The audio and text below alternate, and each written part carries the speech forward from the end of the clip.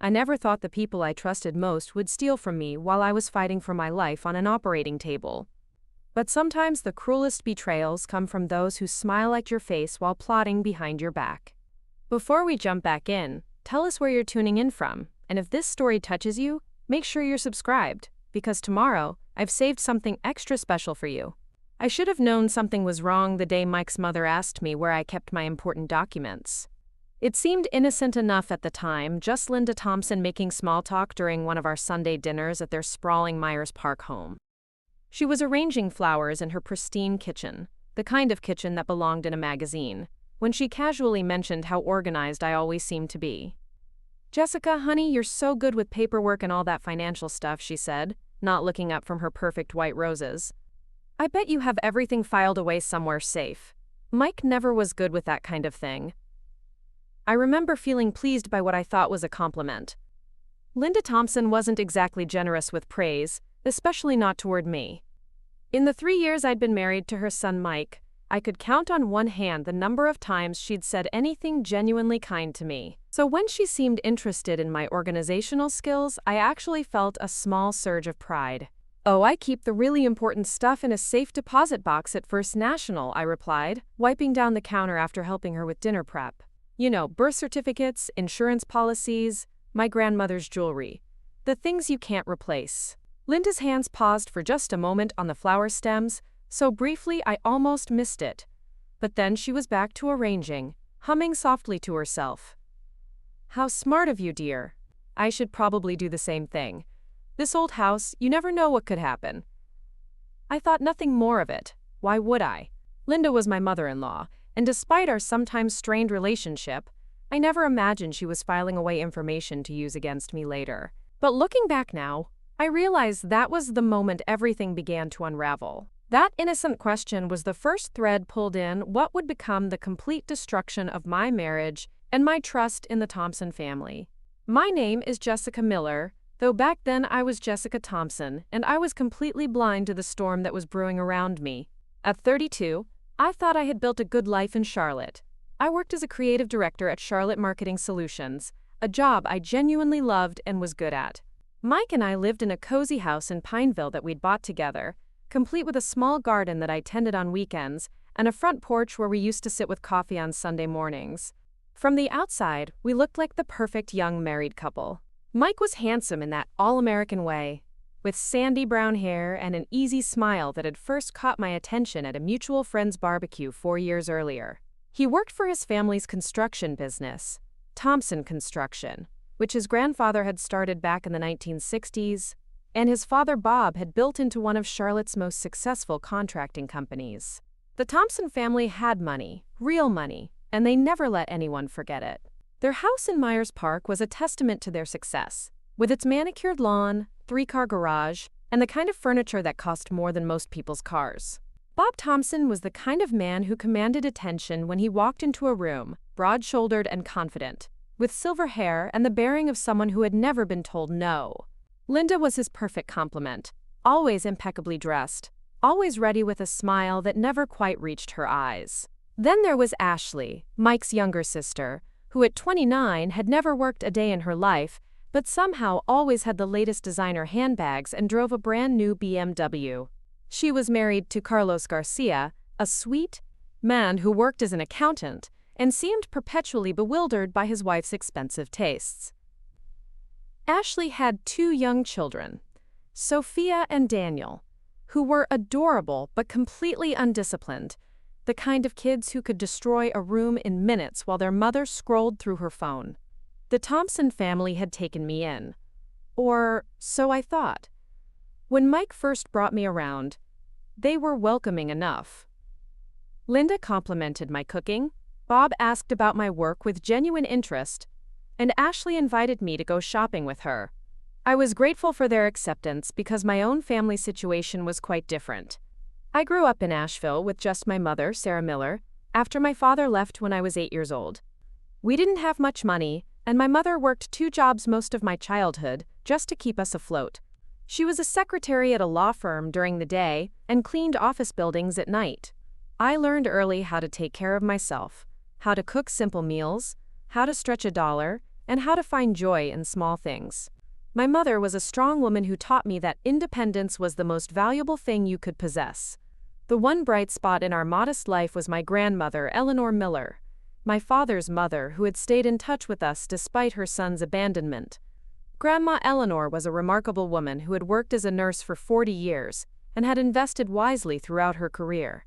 She owned a small but beautiful house in the historic district of Asheville, filled with antique furniture and jewelry that had been passed down through generations. When Grandma Eleanor passed away during my second year of marriage to Mike, she left everything to me.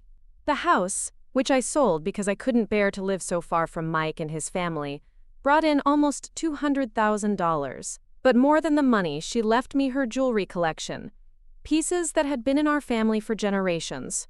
There was her grandmother's diamond engagement ring from 1924, a pearl necklace that had belonged to her mother, and several other pieces that were worth far more than their monetary value to me. I had taken all of these precious items, along with the cash from the house sale and our important documents, and placed them in a safe deposit box at First National Bank. It felt like the responsible thing to do, keeping our most valuable possessions somewhere secure.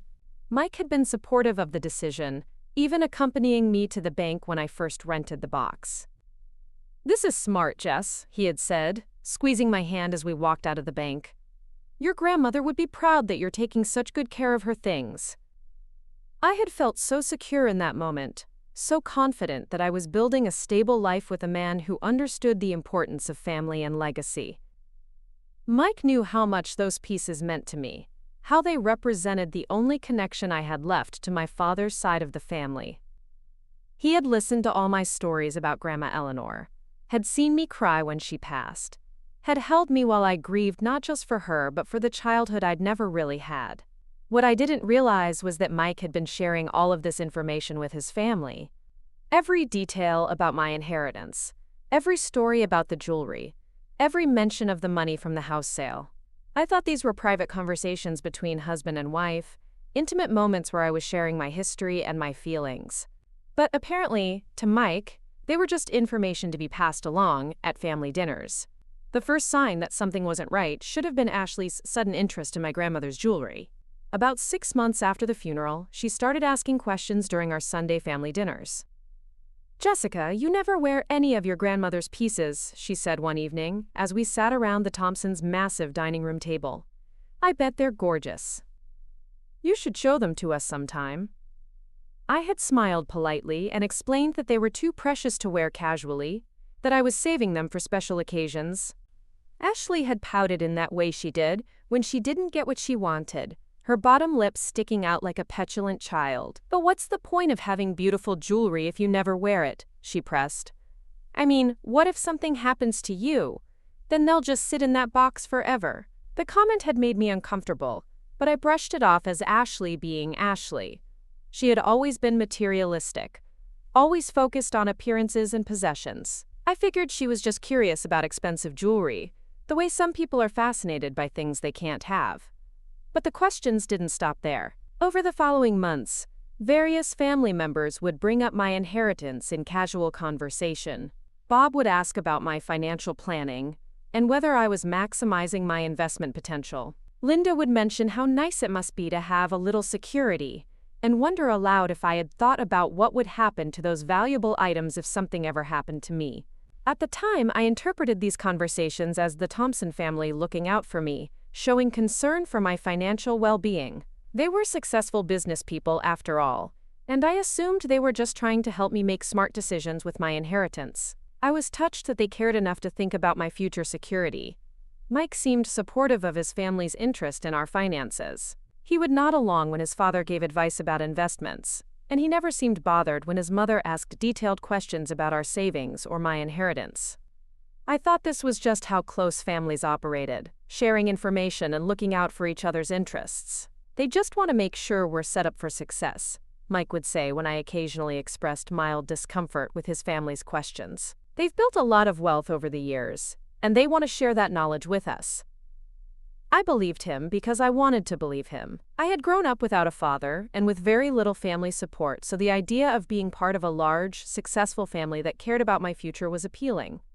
I thought I was finally experiencing what it felt like to have people in your corner. People who wanted to see you succeed and prosper. What I didn't realize was that they weren't interested in my success at all. They were interested in my assets. The turning point came during the summer of our 3rd year of marriage. I had been experiencing some health issues, nothing serious at first, just occasional stomach pain and fatigue that I attributed to stress at work. Charlotte Marketing Solutions was going through a busy period, and I was working long hours on several major campaigns. I figured the pain was just a result of too much coffee, too little sleep, and too much takeout food. But the pain got worse. What started as occasional discomfort became constant aching, and I found myself doubled over at work, barely able to concentrate on my projects. Mike was sympathetic but not overly concerned, suggesting I was probably just overworked and needed to take better care of myself. "Maybe you should cut back on the overtime," he said one evening, as I lay on the couch with a heating pad pressed against my stomach. "You're always pushing yourself so hard." His family had opinions too, of course. Linda suggested I was probably just stressed from work and should consider taking a vacation. Ashley wondered if I might be pregnant, which led to an uncomfortable conversation about when Mike and I were planning to start a family. Bob recommended I see a doctor, but also mentioned that young people these days were too quick to run to medical professionals for every little ache and pain. I did see a doctor, Dr. Patricia Williams, who initially thought I might have a stomach ulcer or gastritis. She prescribed some medication and suggested dietary changes, but when the pain didn't improve after several weeks, she ordered more extensive testing. The tests revealed what she suspected might be appendicitis, though my symptoms weren't entirely typical. "I'd like to monitor this closely, Dr. Williams." Preparing and narrating this story took us a lot of time, so if you are enjoying it, subscribe to our channel. It means a lot to us. Now back to the story. Told me during a follow-up appointment. "If your pain increases significantly or if you develop fever, I want you to come to the emergency room immediately. Appendicitis can be tricky, and we don't want to wait too long if that's what this is." I shared this information with Mike and his family, expecting concern and support. Instead, I got what felt like annoyance. Ashley rolled her eyes when I mentioned I might need surgery, saying she'd had her appendix out in college and it was no big deal. Linda worried aloud about how much work I'd miss, and whether my company would hold my position. Bob suggested I get a second opinion because doctors these days were too eager to operate. Only Mike seemed genuinely worried, though his concern felt different somehow. He asked a lot of questions about the timing of potential surgery, about how long I'd be in the hospital, about what the recovery process would look like. At the time, I thought he was just being a caring husband, trying to plan ahead so he could take care of me. "Don't worry about anything," he said, wrapping his arms around me one evening after I'd had a particularly painful day. "If you need surgery, I'll handle everything. You just focus on getting better." I felt so grateful to have such a supportive husband, someone who would take care of practical matters while I dealt with health issues. I had no idea that handling everything meant something very different to Mike than it did to me. The pain reached a crisis point on a Tuesday evening in late August. I was at home, trying to prepare dinner, when a sharp, stabbing sensation in my lower right abdomen brought me to my knees. The pain was unlike anything I'd ever experienced, radiating through my entire torso and making it impossible to stand upright. Mike found me on the kitchen floor, crying and barely able to speak. To his credit, he didn't hesitate. He called 911 immediately and rode with me in the ambulance to Carolina Medical Center, holding my hand while I writhed in pain on the stretcher. Dr. Williams met us in the emergency room and quickly confirmed what we'd suspected. My appendix was severely inflamed and needed to be removed immediately. The surgery couldn't wait until morning. It needed to happen that night. "We're looking at about 2 to 3 hours for the procedure," Dr. Williams explained to both of us as I was being prepped for surgery. "It's a routine operation, but given the level of inflammation, we want to move quickly." I was scared, more scared than I'd ever been in my life. Surgery of any kind was frightening, but emergency surgery felt overwhelming. Mike was wonderful in those moments before they wheeled me into the operating room. He kissed my forehead, promised he'd be there when I woke up, and assured me that everything would be fine. "I love you, Jess," he said, squeezing my hand one last time before the anesthesia took effect. "I'll take care of everything while you're recovering. You don't need to worry about anything." Those were the last words I heard before everything went dark. When I woke up 4 hours later, groggy and disoriented in the recovery room, Mike was indeed there waiting for me. He smiled when he saw my eyes open, leaned down to kiss my cheek, and told me the surgery had gone perfectly. "Dr. Williams said you did great," he whispered, brushing hair away from my face. "You're going to be fine, but you need to rest now." I spent 2 days in the hospital recovering, and Mike was attentive throughout my stay. He brought me magazines, my favorite snacks when I was finally able to eat, and he handled all the communication with my work to let them know I'd be out for at least a week. His family visited, bringing flowers and expressing relief that the surgery had gone well. Everything seemed normal, even loving. I felt cared for and supported, grateful to have people in my life who were looking out for me during a vulnerable time. I had no idea that while I was unconscious on that operating table, fighting for my health and my life, the people I trusted most were betraying me in the most calculating way possible. It wasn't until 3 weeks later, when I finally felt well enough to return to normal activities, that I discovered what had really happened while I was in surgery. And when I found out, it wasn't through any confession or admission of guilt. It was through a phone call from James Foster at First National Bank, a call that would change everything I thought I knew about my marriage and my family. But before I tell you about that phone call and what I discovered, you need to understand just how carefully this betrayal had been planned. Because what happened to me wasn't a crime of opportunity or a moment of weakness. It was a calculated theft that had been months in the making, orchestrated by people who had been watching and waiting for the perfect moment to strike. The Thompson family had been studying my vulnerabilities from the moment I inherited my grandmother's estate. Every casual question about my finances, every inquiry about my safe deposit box, every comment about what would happen to my valuables if something happened to me, it had all been research for this moment. They knew I kept my most precious possessions in that box. They knew I was the only one with access. They knew that during surgery I would be completely helpless and unable to protect what was mine. And they knew that as my husband, Mike had certain legal rights that could potentially be used to justify accessing my personal accounts.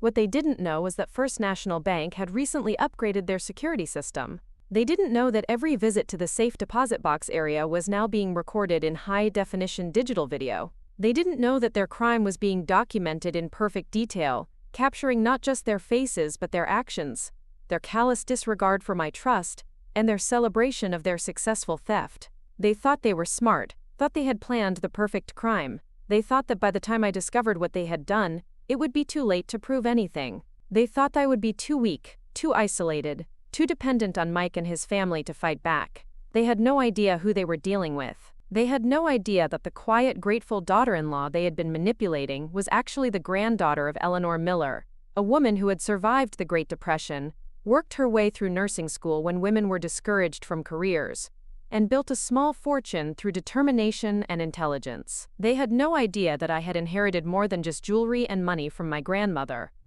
I had inherited her strength, her refusal to be victimized, and her absolute commitment to justice. But in those first few weeks after my surgery, I was still completely in the dark. I was focused on healing, on getting back to work, on returning to what I thought was my normal, happy life.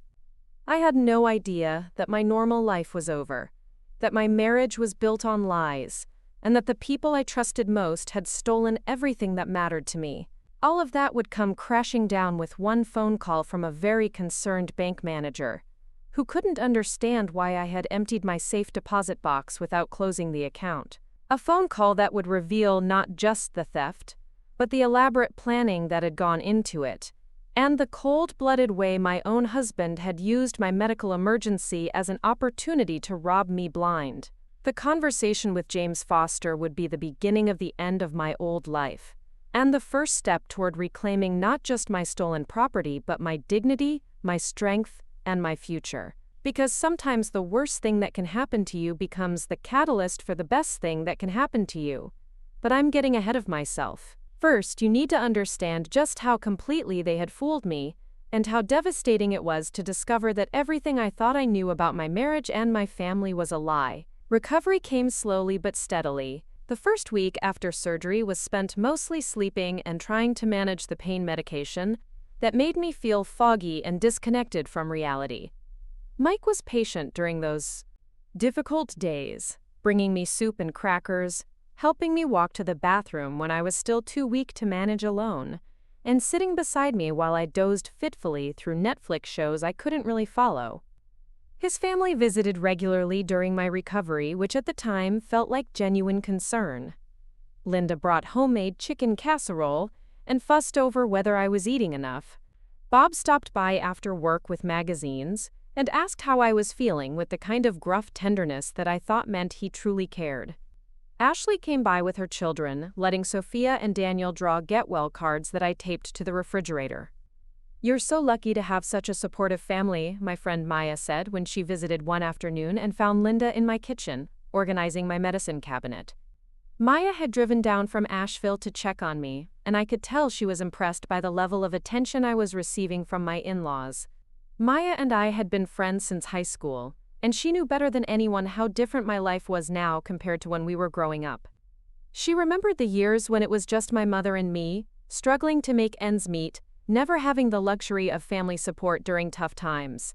Seeing the Thompson family rally around me during my recovery seemed to validate the choice I had made in marrying Mike. "I really am lucky," I agreed, watching Linda arrange my prescription bottles in perfect rows. "I never had this kind of family support growing up." What I didn't notice then were the small things that should have raised alarm bells. The way Linda memorized the names of all my medications and asked detailed questions about my pain levels and when I expected to be fully recovered. The way Bob inquired about whether I had needed to take any time off work beyond the initial week and whether my company was covering all my medical expenses. The way Ashley asked if I had updated any of my important paperwork since the surgery, mentioning that her friend had recently had to deal with all kinds of legal complications because her husband hadn't been listed as a beneficiary on certain accounts. These conversations felt like normal family concern at the time. I was touched that they were thinking about practical matters that I was too tired and medicated to consider myself. I interpreted their questions as evidence that they were looking out for my long-term well-being, making sure I didn't overlook anything important while I was focused on healing. Mike seemed particularly attentive to these details. He asked several times if there was anything he needed to handle for me while I was recovering, any bills to pay or accounts to manage. He offered to contact my bank if there were any issues with medical payments, and he volunteered to organize my important documents to make sure everything was easily accessible in case of future emergencies. "You shouldn't have to worry about any of this stuff while you're getting better," he said one evening as I sat on the couch with my laptop, trying to catch up on work emails.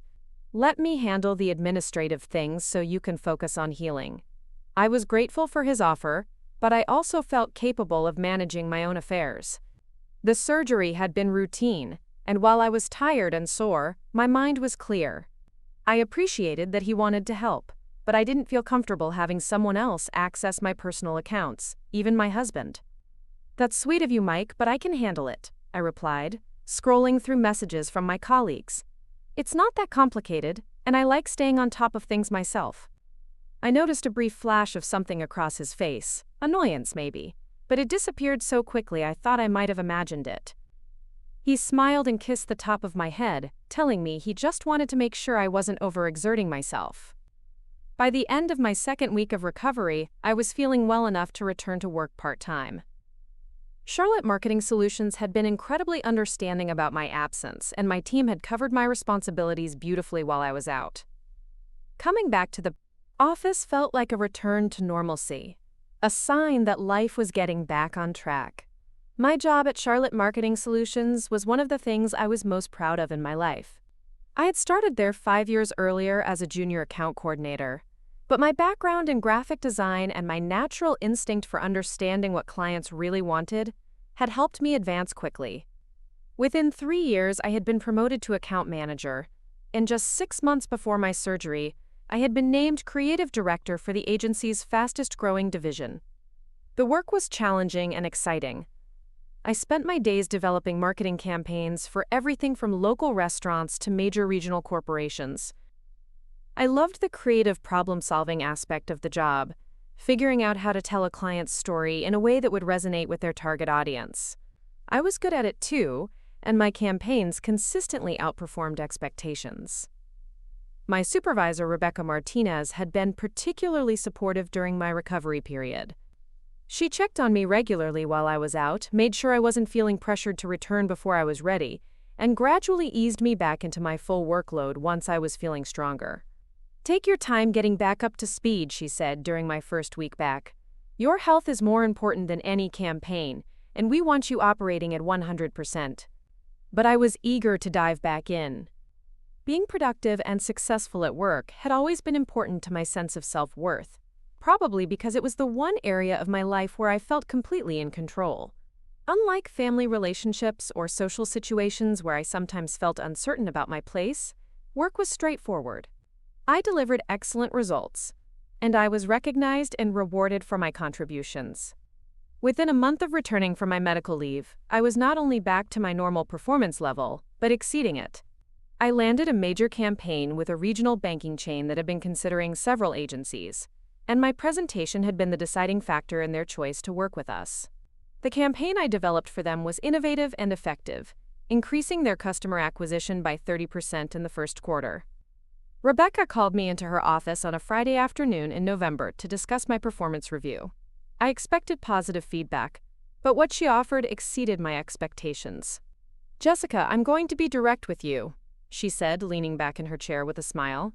"The partnership has been discussing your trajectory here, and we want to fast-track your advancement. We're creating a new senior creative director position, and we want you to take it." The promotion came with a significant salary increase, equity in the company, and the opportunity to lead my own team of creatives. It was everything I had been working toward, the kind of career milestone that would set me up for long-term financial security and professional satisfaction.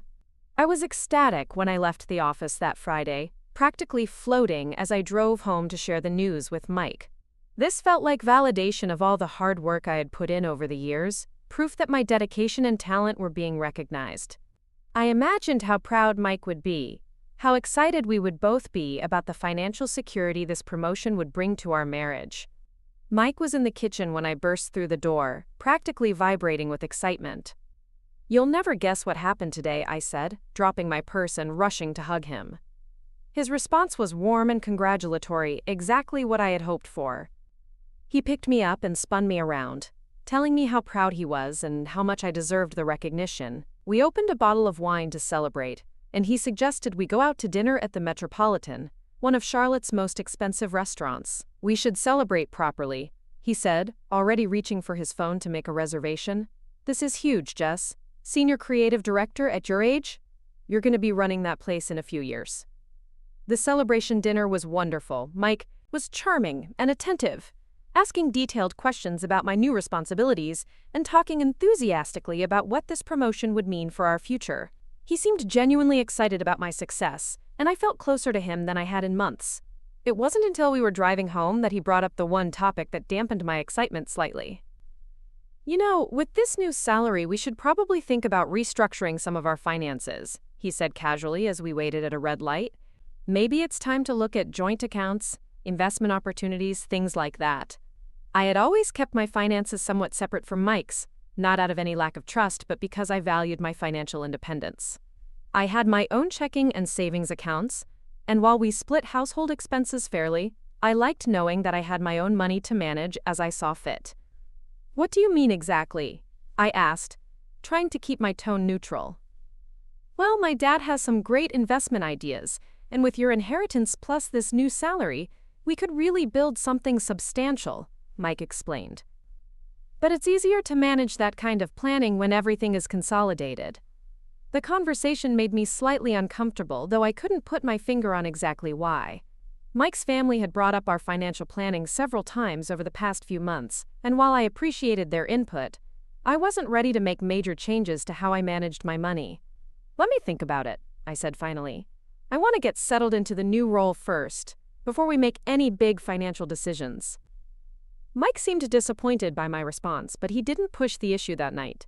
However, over the following weeks, the topic kept coming up in various forms. Bob would mention investment opportunities when we visited for Sunday dinner.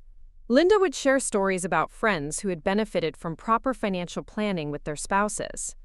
Ashley would make comments about how much easier it was to manage money when couples really worked as a team. The pressure was subtle but persistent, and it began to wear on me. I started to feel like my financial independence was being viewed as a problem that needed to be solved, rather than a personal choice that should be respected. But whenever I mentioned my discomfort to Mike, he would assure me that his family just wanted to help us build wealth and security. "They've been successful with money for decades," he would say. "They're just trying to share that knowledge with us." Meanwhile, my career continued to flourish. The senior creative director role was everything I had hoped it would be, and more. I loved leading my team, developing strategic campaigns, and having more influence over the agency's creative direction. My campaigns were winning awards, and clients were specifically requesting to work with me. Rebecca had been right about the trajectory of my career. Within 6 months of my promotion, I was being included in partnership discussions and strategic planning meetings that were typically reserved for the agency's owners. There was talk of bringing me into the ownership structure of the company within the next 2 years, which would mean not just financial security but real wealth. I was building something significant, something that was entirely my own creation. The success I was achieving felt different from anything I had experienced before because it was based purely on my own talent and hard work. No one had handed me opportunities because of family connections or wealth. Every advancement I had earned through competence and dedication. The financial benefits of my career success were substantial too. Between my increased salary and the bonuses I was earning from successful campaigns, I was able to add significantly to my savings account. I was also able to help my mother more than I ever had before, sending her money to cover some home repairs and helping her start a small retirement fund. But the more successful I became, the more interested Mike's family seemed in our financial situation. Bob started asking detailed questions about my salary and benefits package. Linda wondered about my retirement contributions and whether I was maximizing my tax advantages. Ashley made comments about how much money I must be making and how nice it must be to have such a high-paying job. Their interest in my finances began to feel invasive rather than supportive.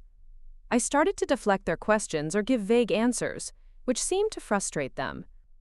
Mike noticed my reluctance to discuss money with his family and brought it up one evening as we were getting ready for bed. "You seem uncomfortable when my family asks about your work," he said, watching me brush my teeth in the bathroom mirror.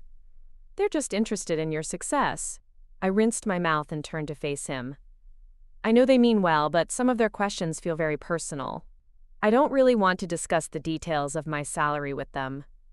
Mike frowned. "They're family, Jess. We don't need to keep secrets from family." The word secrets bothered me. I wasn't keeping secrets. I was maintaining appropriate boundaries about personal information. But Mike seemed to view my privacy as a form of dishonesty, which created tension between us that hadn't existed before. This tension was subtle but persistent, appearing in small arguments about money and family loyalty.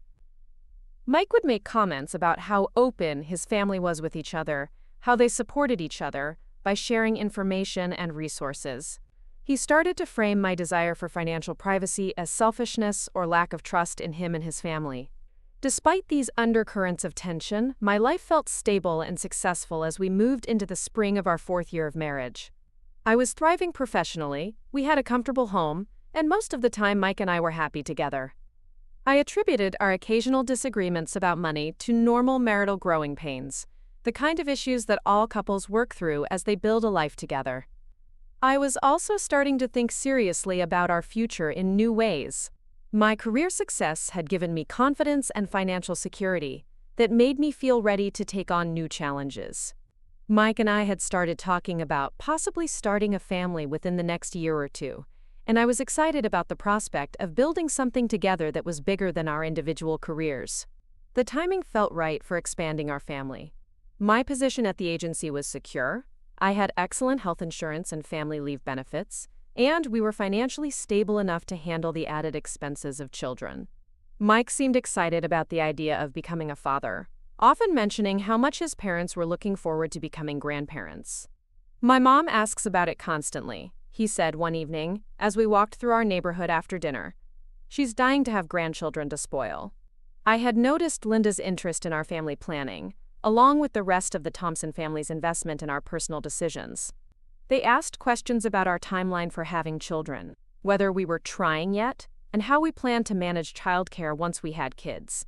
Again, I interpreted this as normal family interest, the kind of excited anticipation that loving relatives have about new additions to the family. What I didn't recognize was how all these conversations about our future, our finances, and our family planning were being used to build a detailed picture of my life and my vulnerabilities. Every piece of information I shared about my career success, my inheritance, my savings, and my plans was being cataloged and evaluated for its potential value. The Thompson family was conducting what amounted to a financial audit of my life, determining exactly what I was worth and how they might be able to access those assets. They were studying my routines, my habits, my trust levels, and my weaknesses, all while maintaining the facade of loving family concern. But I was completely oblivious to their true intentions. I was focused on building my career, strengthening my marriage, and planning for a future that I thought would include all of these people as my support system and family. I trusted them with information about my most precious possessions, my financial security, and my emotional vulnerabilities because I believed they cared about my well-being. That trust would prove to be the most expensive mistake of my life. But in those months leading up to the discovery of their betrayal, I felt secure and optimistic about the future. I thought I was building something beautiful with people who loved me. I had no idea that they were actually building a trap, carefully constructed over months of seemingly innocent conversations and caring gestures. They were waiting for the perfect moment to spring that trap, and my emergency surgery had provided exactly the opportunity they needed. The phone call from James Foster at First National Bank would shatter not just my financial security, but my faith in the people I had trusted most. It would reveal that every conversation about my inheritance, every question about my savings, every expression of concern about my future, had been part of an elaborate plan to rob me of everything my grandmother had worked so hard to leave me. But before that devastating discovery, I had several more months of living in blissful ignorance, believing that I was loved and protected by the family I had married into. Those months were the last time I would ever feel completely secure in my relationships, or trust anyone completely with my heart and my secrets. The illusion was about to be destroyed in the most brutal way possible, and the people I thought were my greatest supporters were about to reveal themselves as my most calculating enemies. The phone call came on a Tuesday morning in early October, almost 6 weeks after my surgery. I was at work, reviewing creative concepts for a new restaurant chain campaign, when my office phone rang. The caller ID showed First National Bank, and I assumed it was probably something routine about account maintenance or a promotional offer. "Miss Thompson, this is James Foster, the branch manager at First National," the voice on the other end said. "I'm calling about your safe deposit box. We have a bit of an unusual situation here." My stomach tightened slightly. "What kind of situation?"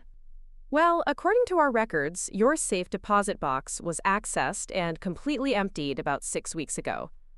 But the box rental is still active.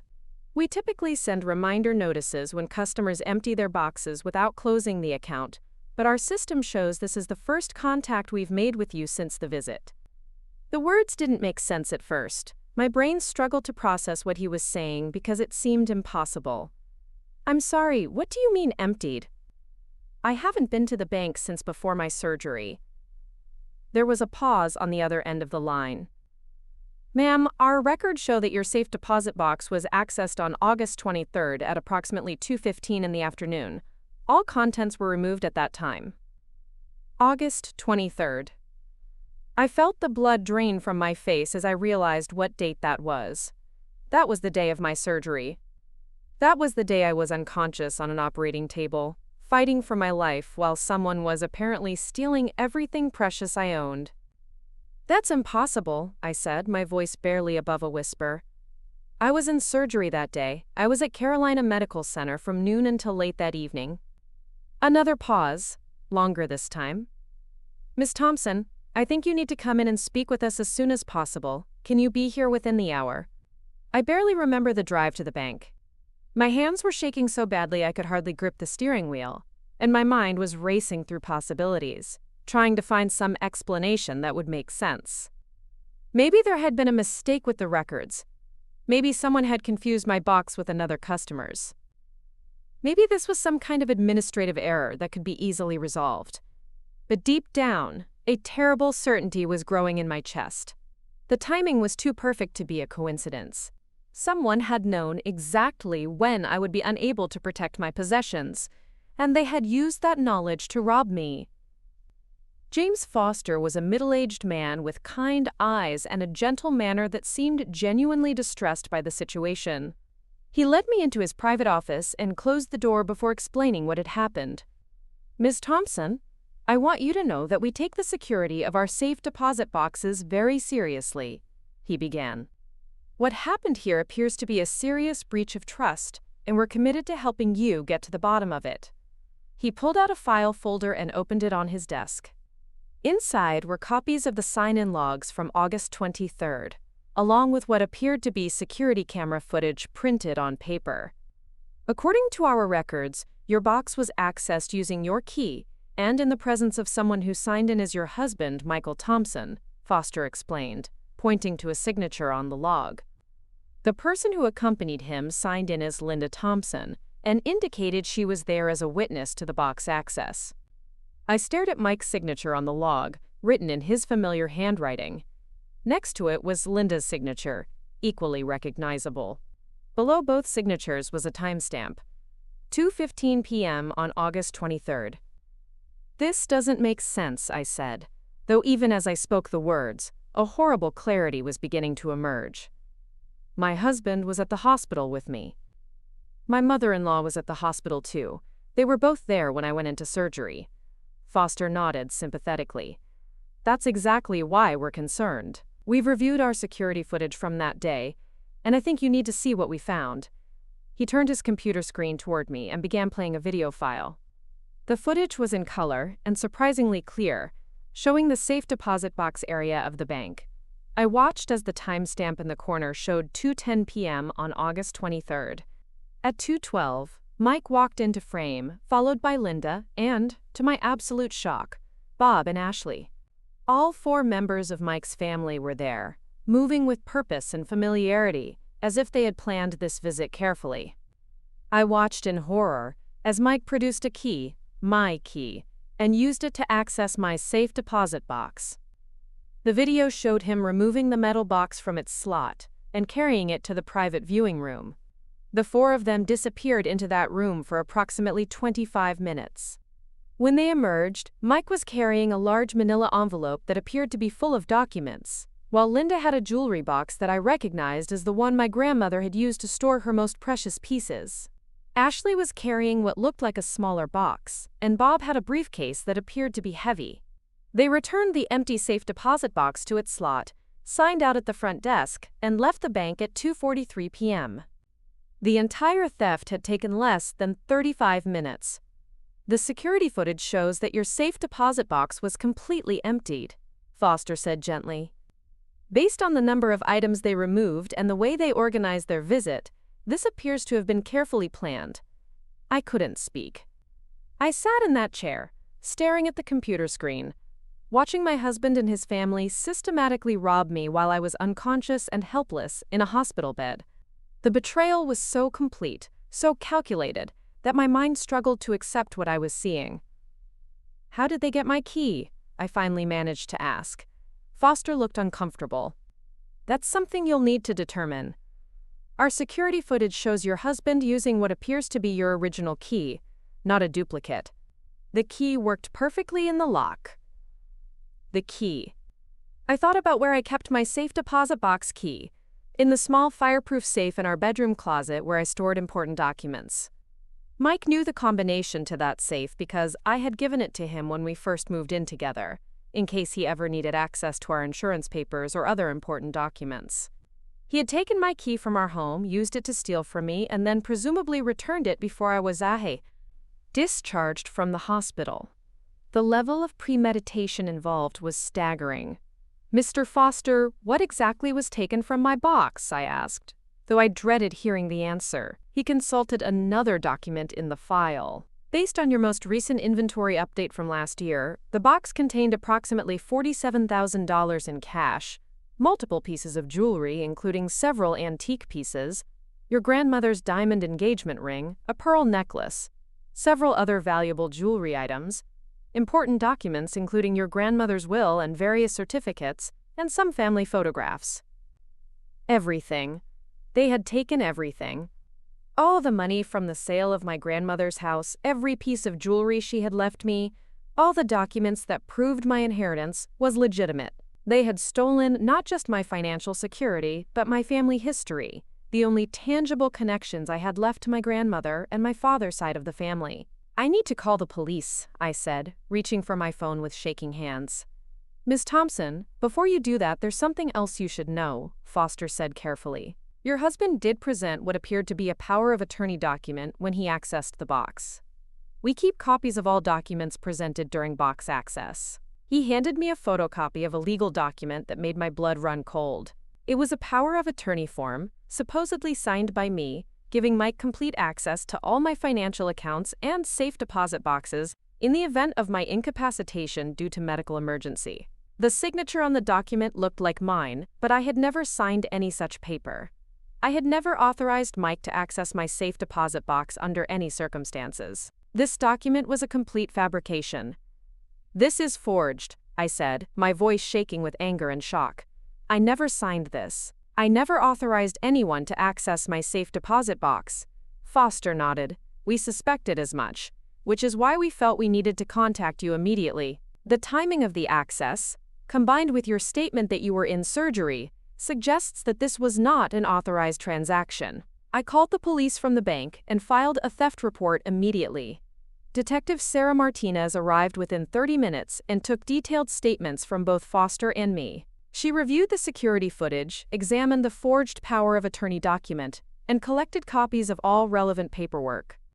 Mrs. Thompson, this appears to be a clear case of theft and fraud, Detective Martinez said. The security footage provides excellent evidence of the crime, and the forged document adds an additional charge of document fraud. We'll need to interview all 4 individuals seen in the footage. I provided the detective with contact information for Mike and his family, though doing so felt surreal. 6 hours earlier, these were the people I trusted most in the world. Now I was helping police build a case against them for robbing me. The drive home from the police station was the longest 20 minutes of my life. I dreaded confronting Mike, but I also couldn't wait to see his face when I told him I knew what he had done. Part of me still hoped there might be some explanation, some misunderstanding that would make sense of this nightmare. Mike was in the kitchen when I walked in, preparing what looked like a celebratory dinner, with wine and candles already set out on our dining room table. He smiled when he saw me, kissing my cheek and asking about my day as if nothing had happened. "You're home late," he said, stirring something that smelled like his famous pasta sauce. "I thought we could have a nice dinner together. You've been working so hard lately." The normalcy of the scene was nauseating. He was acting like a loving husband, preparing a romantic dinner for his wife, while I knew he had spent the afternoon being interviewed by police about robbing me. "Mike, we need to talk," I said, my voice carefully controlled. He must have heard something in my tone because his expression shifted slightly. "Is everything okay? You look upset. I got a call from the bank today about my safe deposit box." The change in his face was immediate and unmistakable. The color drained from his cheeks, and his hand tightened on the wooden spoon he was holding. He knew exactly what I was talking about. "Jess, I can explain," he started, but I cut him off. "You can explain how you forged my signature on a power of attorney document. You can explain how you and your entire family robbed me while I was unconscious in surgery. You can explain how you stole everything my grandmother left me." Mike set down the spoon and turned to face me fully. The mask of innocence had fallen away, replaced by something I had never seen in him before. Cold calculation. "It wasn't stealing," he said calmly. "We're married. What's yours is mine, legally speaking. I was protecting our assets." "Protecting our assets?" I repeated, my voice rising. "You stole $47,000 in cash and all my grandmother's jewelry while I was fighting for my life in surgery." "I was securing our financial future," Mike replied, his tone becoming defensive. "My family has experience with investments and asset management. We were going to surprise you with how much we could grow that money." The lie was so brazen, so insulting to my intelligence that I actually laughed. You were going to surprise me by stealing from me? Mike, the police have security footage of all four of you emptying my safe deposit box. They have the forged power of attorney document. This isn't some misunderstanding about asset management. Mike's expression hardened. You called the police? Of course I called the police. You committed a felony. Against my own wife? His voice was getting louder now, and I could see the anger building behind his eyes. Jess, you're being ridiculous. We're family. We take care of each other. My parents were just trying to help us make smart financial decisions. Your parents were helping you rob me, I corrected, along with your sister. This was planned, Mike. You waited until I was completely helpless, and then you stole everything that mattered to me. The argument continued for another hour, with Mike alternating between denying wrongdoing, minimizing the seriousness of what they had done, and trying to make me feel guilty for involving the police. He never once apologized. He never once acknowledged that what they had done was wrong. Instead, he seemed genuinely angry that I had discovered their theft and taken action to stop them. By the time the argument ended, I realized that I didn't know the man I had married at all. The Mike I thought I knew would never have stolen from me, would never have forged my signature, would never have used my medical emergency as an opportunity to betray me. But the man standing in front of me had done all of those things without apparent remorse. The worst part was yet to come. Within an hour of our confrontation, my phone started ringing. First Linda, then Bob, then Ashley. Each of them had been contacted by police and was now furious with me for making a big deal out of what they characterized as a family financial planning session. Linda's call was the most painful. The woman who had brought me soup during my recovery, who had fussed over my medication schedule and asked about my pain levels, was now screaming at me over the phone about ingratitude and betrayal. How dare you call the police on your own family, she yelled. We were trying to help you, and this is how you repay us? Mike could go to jail because of your selfishness. You stole from me while I was in surgery, I replied, my voice shaking with emotion. You forged my signature and robbed me of everything my grandmother left me. That money was just sitting there doing nothing, Linda shot back.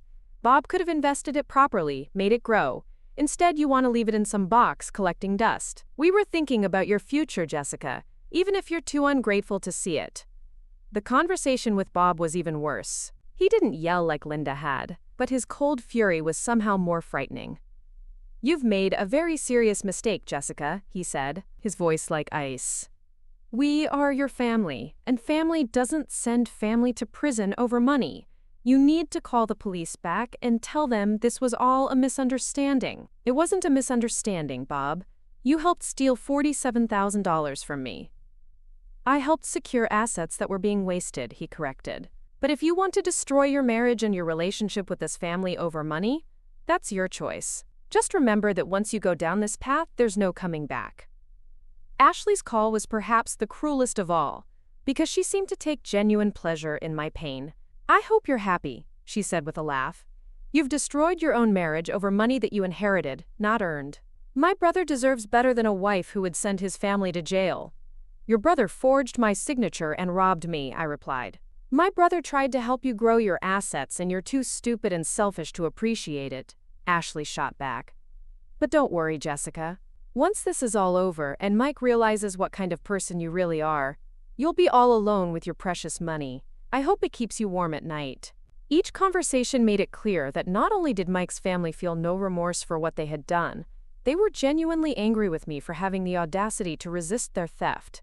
In their minds, I was the one who had done something wrong by protecting my own property and seeking justice. But the most devastating blow came when I tried to reach out to people I thought would support me. I called Maya first, desperate to talk to someone who would understand how betrayed I felt. Oh my God, Jess, I can't believe this happened, Maya said when I told her about the theft. But are you sure you want to press charges? I mean, it's Mike's family. Maybe there's a way to work this out without getting the police involved. Even Maya, my oldest and closest friend, was suggesting that I should handle this privately rather than pursuing justice through the legal system. She seemed more concerned about the impact on my marriage than about the fact that I had been robbed. My mother's reaction was similarly disappointing. Honey, I know you're upset, but these are complicated family situations, she said when I called her crying. Maybe you should consider family counseling instead of criminal charges. Divorce and criminal prosecutions are so expensive and painful. It seemed like everyone in my life was more invested in maintaining peace than in supporting my right to seek justice for a serious crime. The isolation was crushing. Not only had I lost my financial security and my most precious possessions, but I was also discovering that the people I counted on for emotional support were more concerned with preserving relationships than with right and wrong. The final blow came when I arrived home from work the following day to find Mike packing his belongings. He was methodically filling suitcases with his clothes, his books, his personal items, as if he were moving out permanently. "What are you doing?" I asked, though the answer was obvious. "I'm leaving," he said without looking up from his packing. "I can't stay married to someone who would try to send my family to prison. Mike, your family committed felony theft. They forged my signature. This isn't some minor family disagreement." He finally looked at me, and what I saw in his eyes was complete contempt. "My family tried to help us build wealth, and you responded by trying to destroy their lives. You chose money over family, Jessica. You made your choice, and now I'm making mine." "I didn't choose money over family, I chose justice over theft." "Call it whatever you want," Mike said, zipping up one of his suitcases. "But I'm done. I'll have my lawyer contact you about the divorce proceedings." And just like that, my marriage was over. The man I had loved and trusted, the man I had planned to start a family with, was walking out because I had refused to let his family rob me without consequences. He was choosing them over me, choosing to protect criminals over supporting his victim wife. As I watched him load his belongings into his truck and drive away, I realized that I had lost everything in the span of 48 hours. My financial security, my most precious possessions, my marriage, and even the support of people I had counted on to stand by me during difficult times. I was completely alone, facing criminal proceedings, divorce, and the devastating realization that almost everyone in my life had failed me when I needed them most. The people who should have protected me had robbed me. The people who should have supported me had abandoned me. The people who should have loved me had chosen money and family loyalty over basic human decency. That night, I sat in my empty house, surrounded by the gaps where Mike's belongings used to be, and wondered if I would ever be able to trust anyone again. The betrayal was so complete, so devastating, that I couldn't imagine how I would ever recover from it. But as I sat there in the darkness, something else began to grow alongside the pain and shock. Anger. Not just the hot, emotional anger of someone who had been wronged, but cold, determined fury at the injustice of what had been done to me. They had chosen to steal from me when I was at my most vulnerable.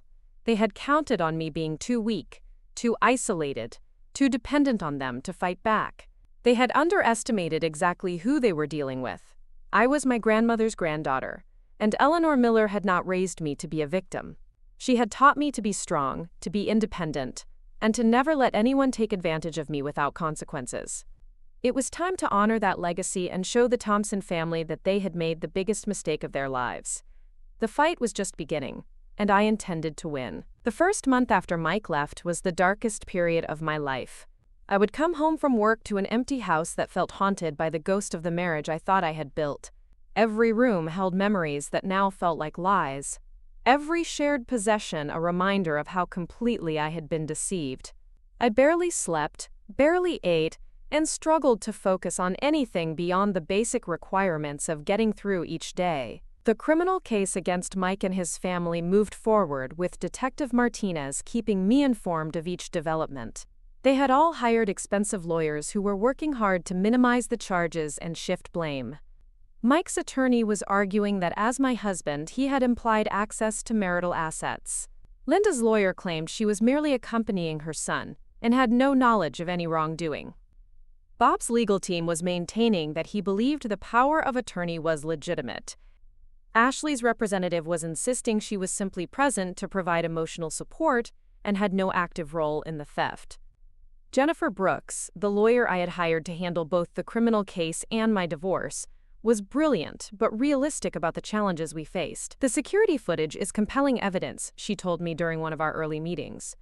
"But they have good lawyers who are going to try every possible defense. This could be a long process, and you need to be prepared for that." The divorce proceedings were equally complicated.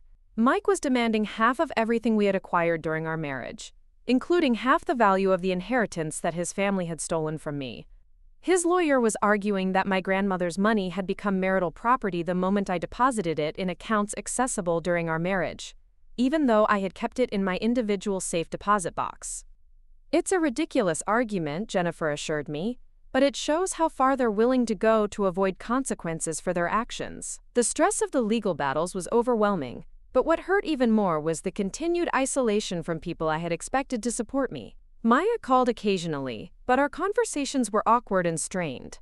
She seemed uncomfortable with the ongoing legal drama and kept suggesting that I should find a way to move on rather than pursuing justice. My mother sent cards and called weekly, but she also seemed to think I was being unnecessarily harsh by refusing to drop the charges. "Honey, I know they hurt you, but this legal fight is consuming your life," she said during one particularly difficult phone call. "Maybe it's time to let it go and focus on healing." But I couldn't let it go. The theft wasn't just about money. Though losing $47,000 and irreplaceable family heirlooms was devastating enough, it was about the fundamental violation of trust, the calculated cruelty of stealing from someone while they were unconscious and vulnerable, and the complete lack of remorse from people who should have loved and protected me. Work became my refuge during those dark weeks.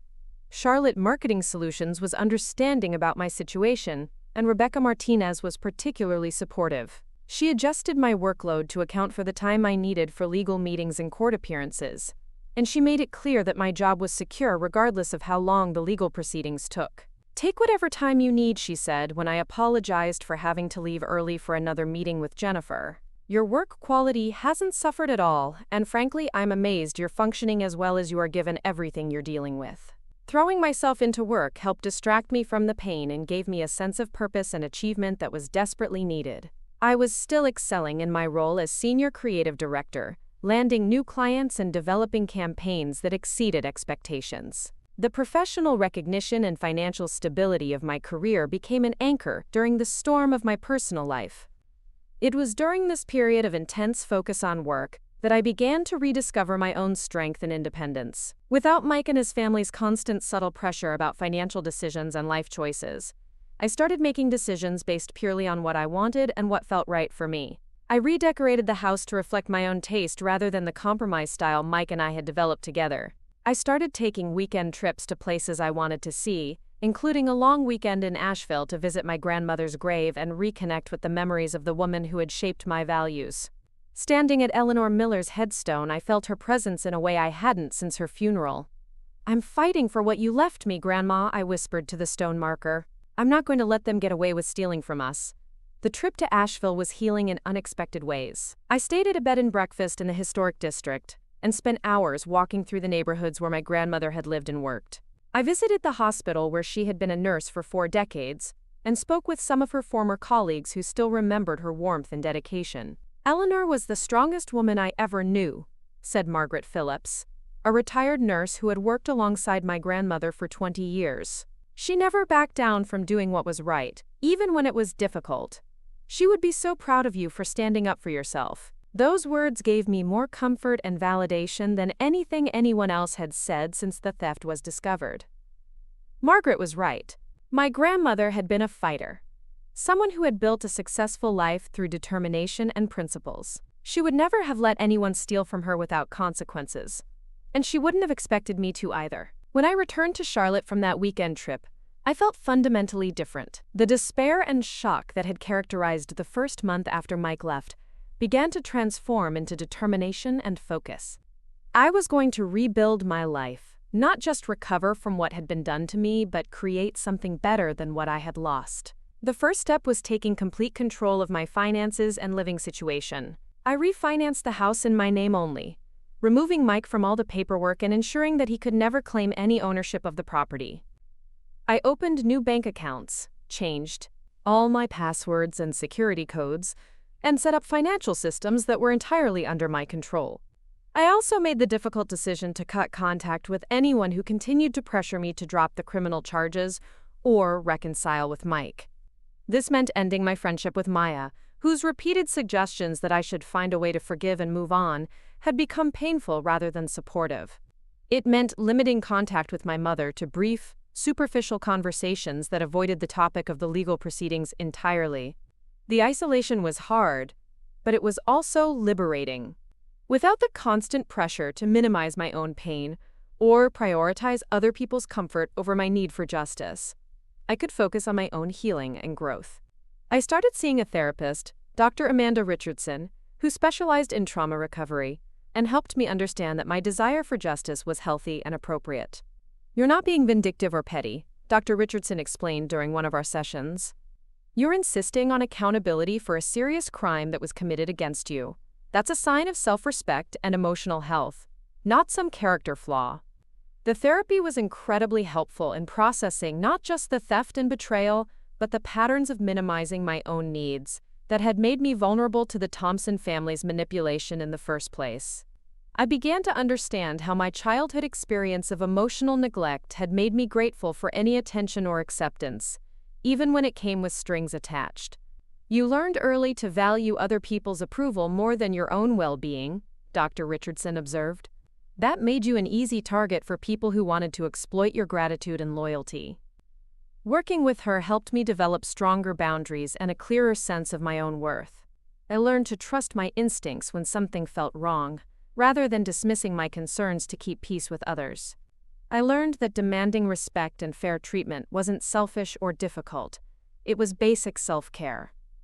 As the months passed, the legal case progressed slowly but steadily. The security footage from the bank was proving to be as compelling as Detective Martinez had promised.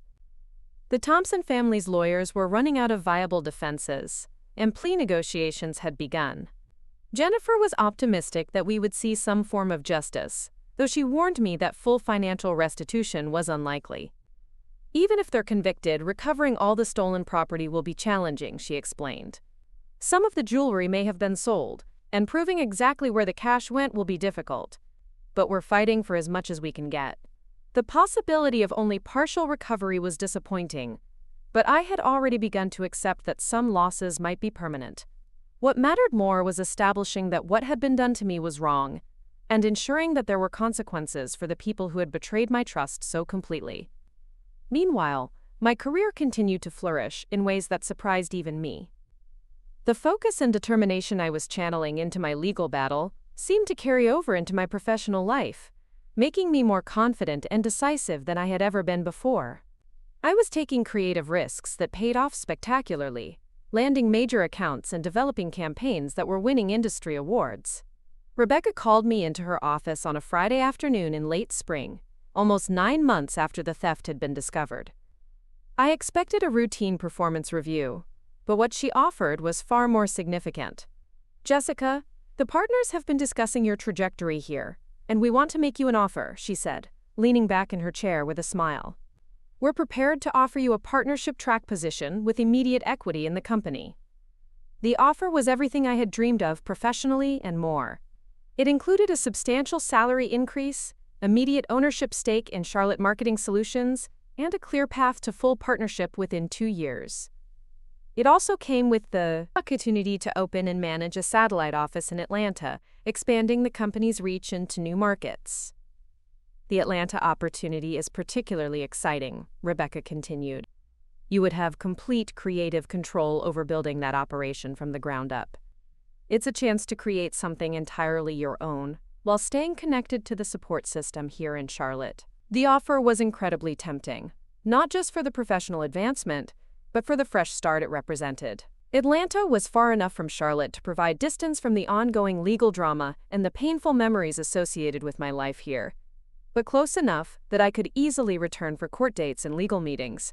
I asked for a week to consider the offer, but I already knew what my answer would be. This was exactly the kind of opportunity that would allow me to build a new life based on my own achievements and vision, rather than trying to repair what had been damaged beyond recognition. The decision to accept the partnership and relocate to Atlanta felt like the final step in reclaiming my independence and my future.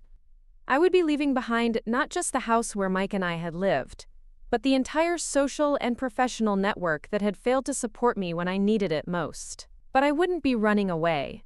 I would be running towards something better, something that I was creating for myself based on my own talents and determination. The process of preparing for the move was both exciting and emotional.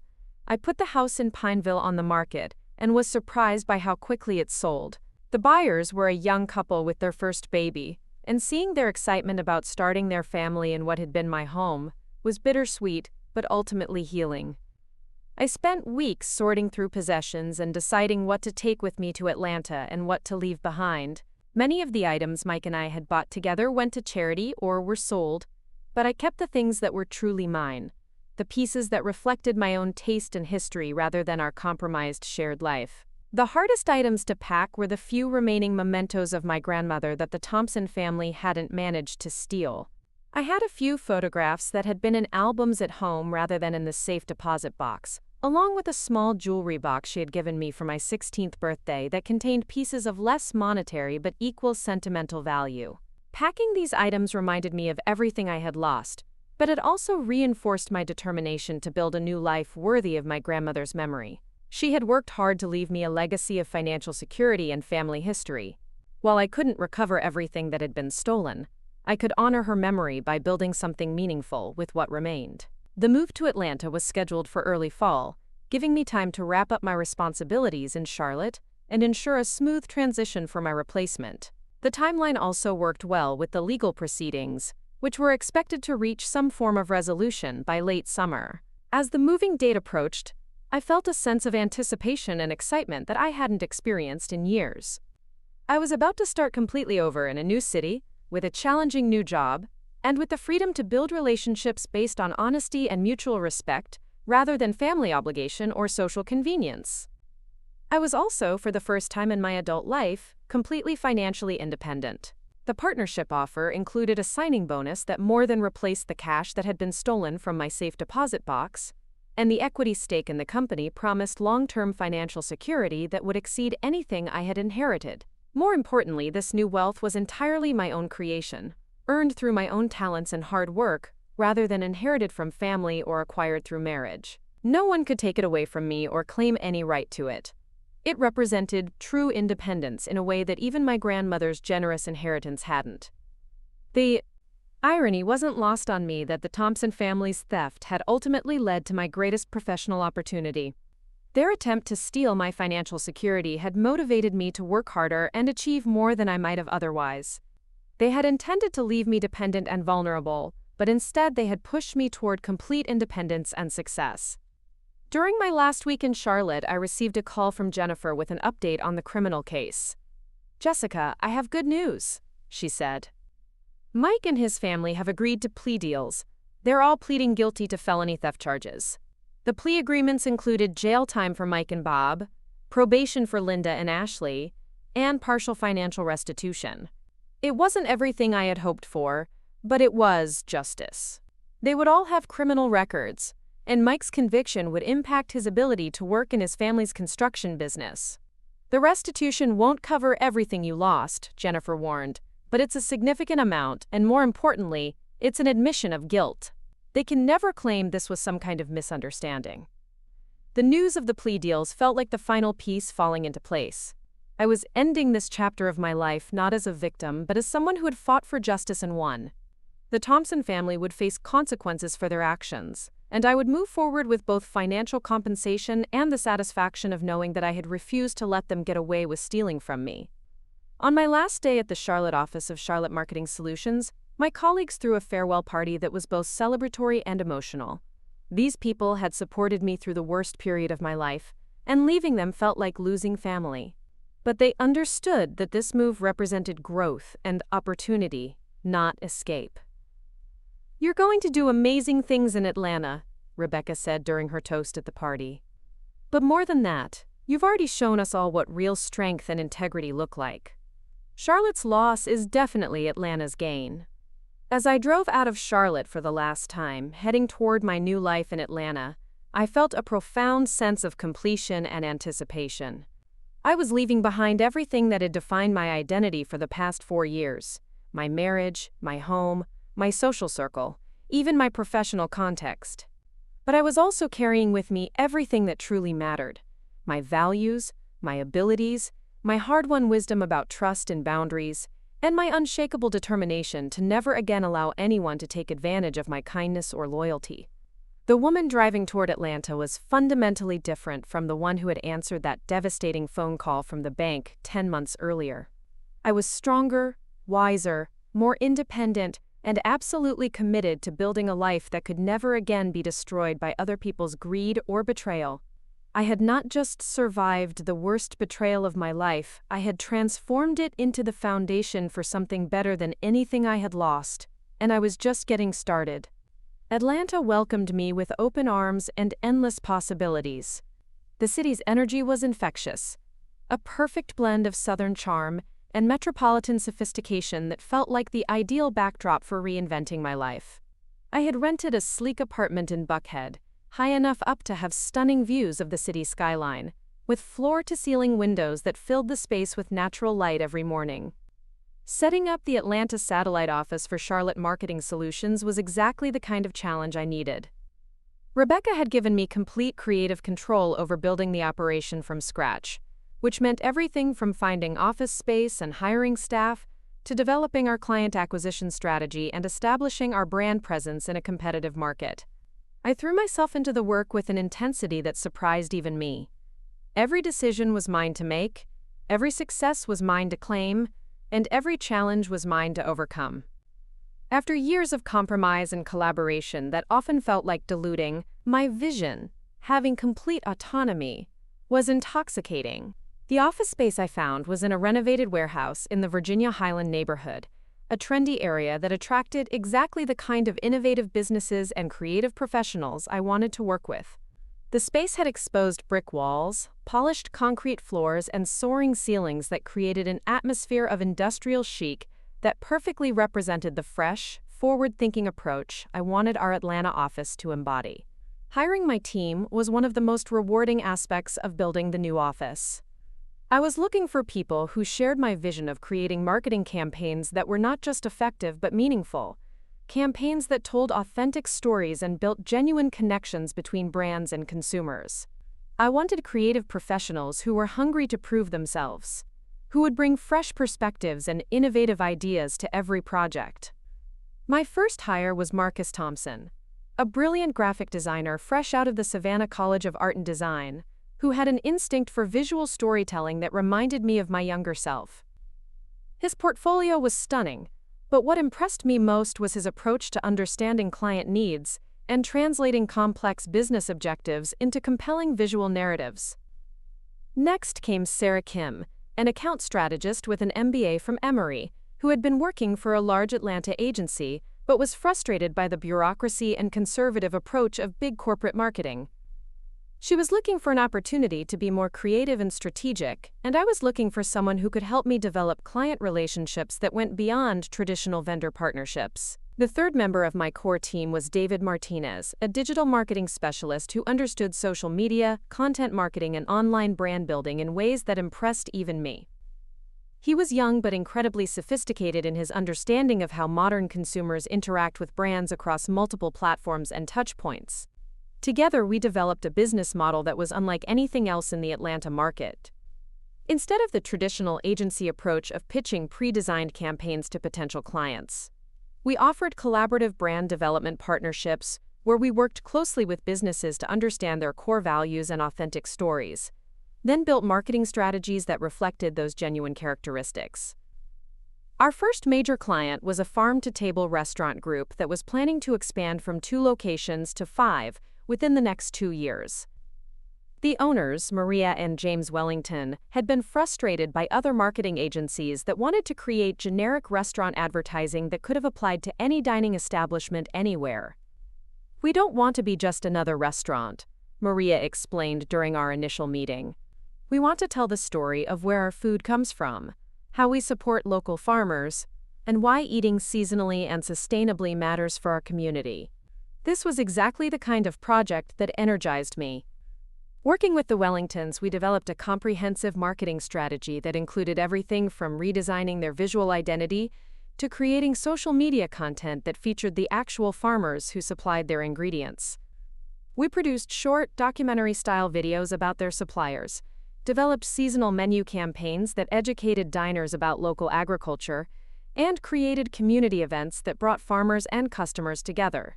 The campaign was incredibly successful, not just in terms of increased sales and customer engagement, but in building authentic brand loyalty that translated into word-of-mouth marketing and organic social media sharing. The restaurant expansion exceeded all projections, and more importantly, the Wellingtons felt that our marketing genuinely represented who they were as business owners and community members. Word of our innovative approach spread quickly through Atlanta's business community. Within 6 months, we had more potential clients than we could handle, and I was already making plans to expand the team. The success felt incredibly validating, not just professionally but personally. I was proving to myself that I could build something meaningful entirely on my own terms, without compromise or interference from anyone else. The financial success of the Atlanta office exceeded everyone's expectations, including my own. By the end of my first year, we had not only met all our revenue projections but exceeded them by 40%. My equity stake in Charlotte Marketing Solutions was growing in value, and my personal income was higher than it had ever been. I was achieving the financial independence that I had lost when the Thompson family stole from me, but this time it was entirely my own creation. More than the financial rewards, though, I was finding genuine fulfillment in the work and the relationships I was building with my team and clients. For the first time in my professional life, I felt like I was making a meaningful impact rather than just executing someone else's vision. The campaigns we developed were changing how businesses thought about marketing, and the success stories we were creating were inspiring other companies to approach their brand development more thoughtfully and authentically. It was during this period of intense professional growth that I met Alex Rodriguez, though the circumstances of our meeting were far from romantic. I was at a networking event for small business owners in Atlanta, not looking for personal connections but simply trying to build relationships that might lead to future client partnerships. The event was held at a trendy rooftop bar in downtown Atlanta, and I was deep in conversation with a potential client when someone accidentally bumped into me from behind, causing me to spill my wine on my white blouse. "I am so sorry," said a warm, deep voice behind me. I turned around to see a man about my age with kind brown eyes and an expression of genuine mortification. That was completely my fault. I got jostled by someone behind me and lost my balance. "It's fine," I said, looking down at the red stains spreading across my shirt. "Accidents happen." "No, it's not fine," he insisted. "Let me at least pay for dry cleaning, or buy you a new shirt or something. I feel terrible." There was something so genuinely apologetic and concerned in his voice that I found myself smiling despite the ruined blouse. "Really, it's okay. I have a spare shirt in my car." "I'm Alex Rodriguez," he said, extending his hand. "And I promise I'm not usually this clumsy." "Jessica Miller," I replied, shaking his hand and noticing that his grip was firm and warm. "And I believe you." Alex insisted on walking me to my car to get the spare shirt, and during that brief walk, I learned that he was a civil engineer who specialized in sustainable building design. He had recently moved to Atlanta from Miami to start his own consulting firm, focused on helping developers create environmentally responsible commercial and residential projects. "It's been challenging getting established in a new city," he admitted as we reached my car. "The networking events help, but sometimes it feels like everyone already has their established relationships and isn't really interested in working with someone new." I understood that feeling completely. Building a business in a new market required not just professional competence, but the ability to establish trust and credibility with people who had no reason to take a chance on you. "It takes time," I said, "but if you're good at what you do and you're genuinely committed to serving your clients well, people will notice."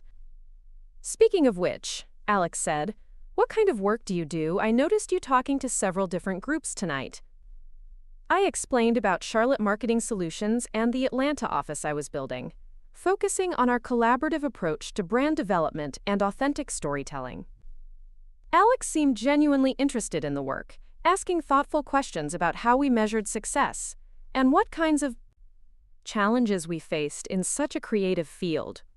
"That sounds incredibly fulfilling," he said. "Creating something that helps other people tell their stories better and build meaningful connections with their customers."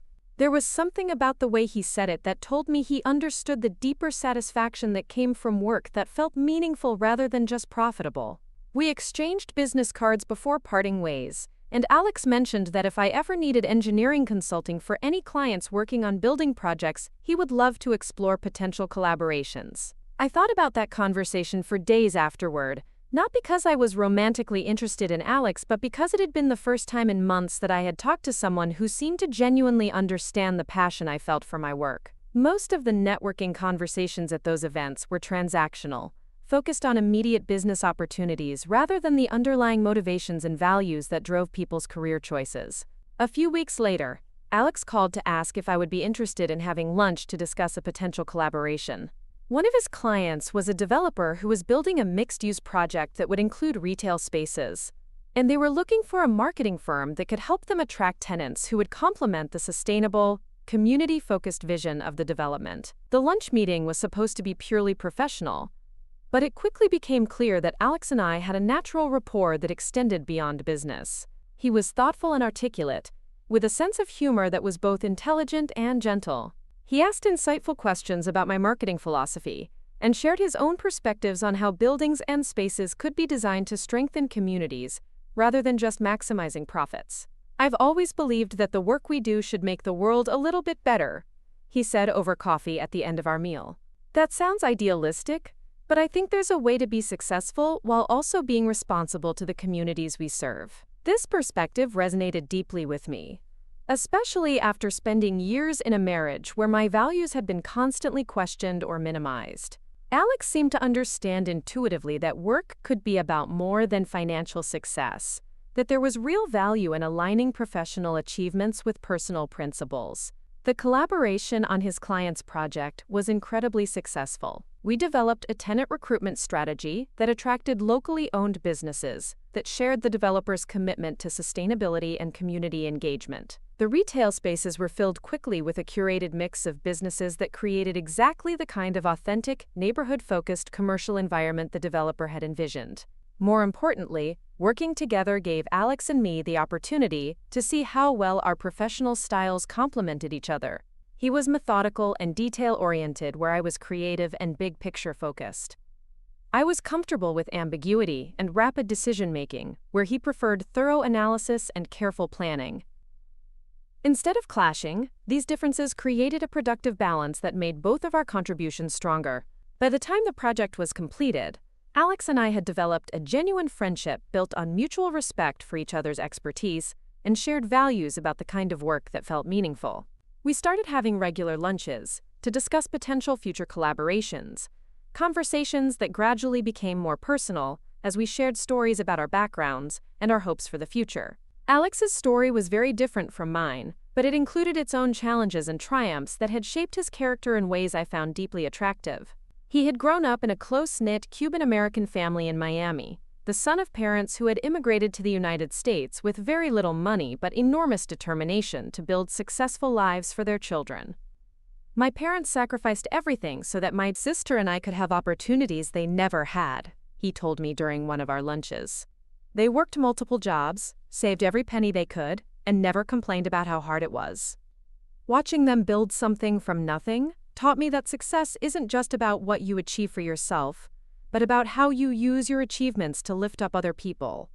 This family background had influenced Alex's approach to his engineering career in ways that were both practical and philosophical.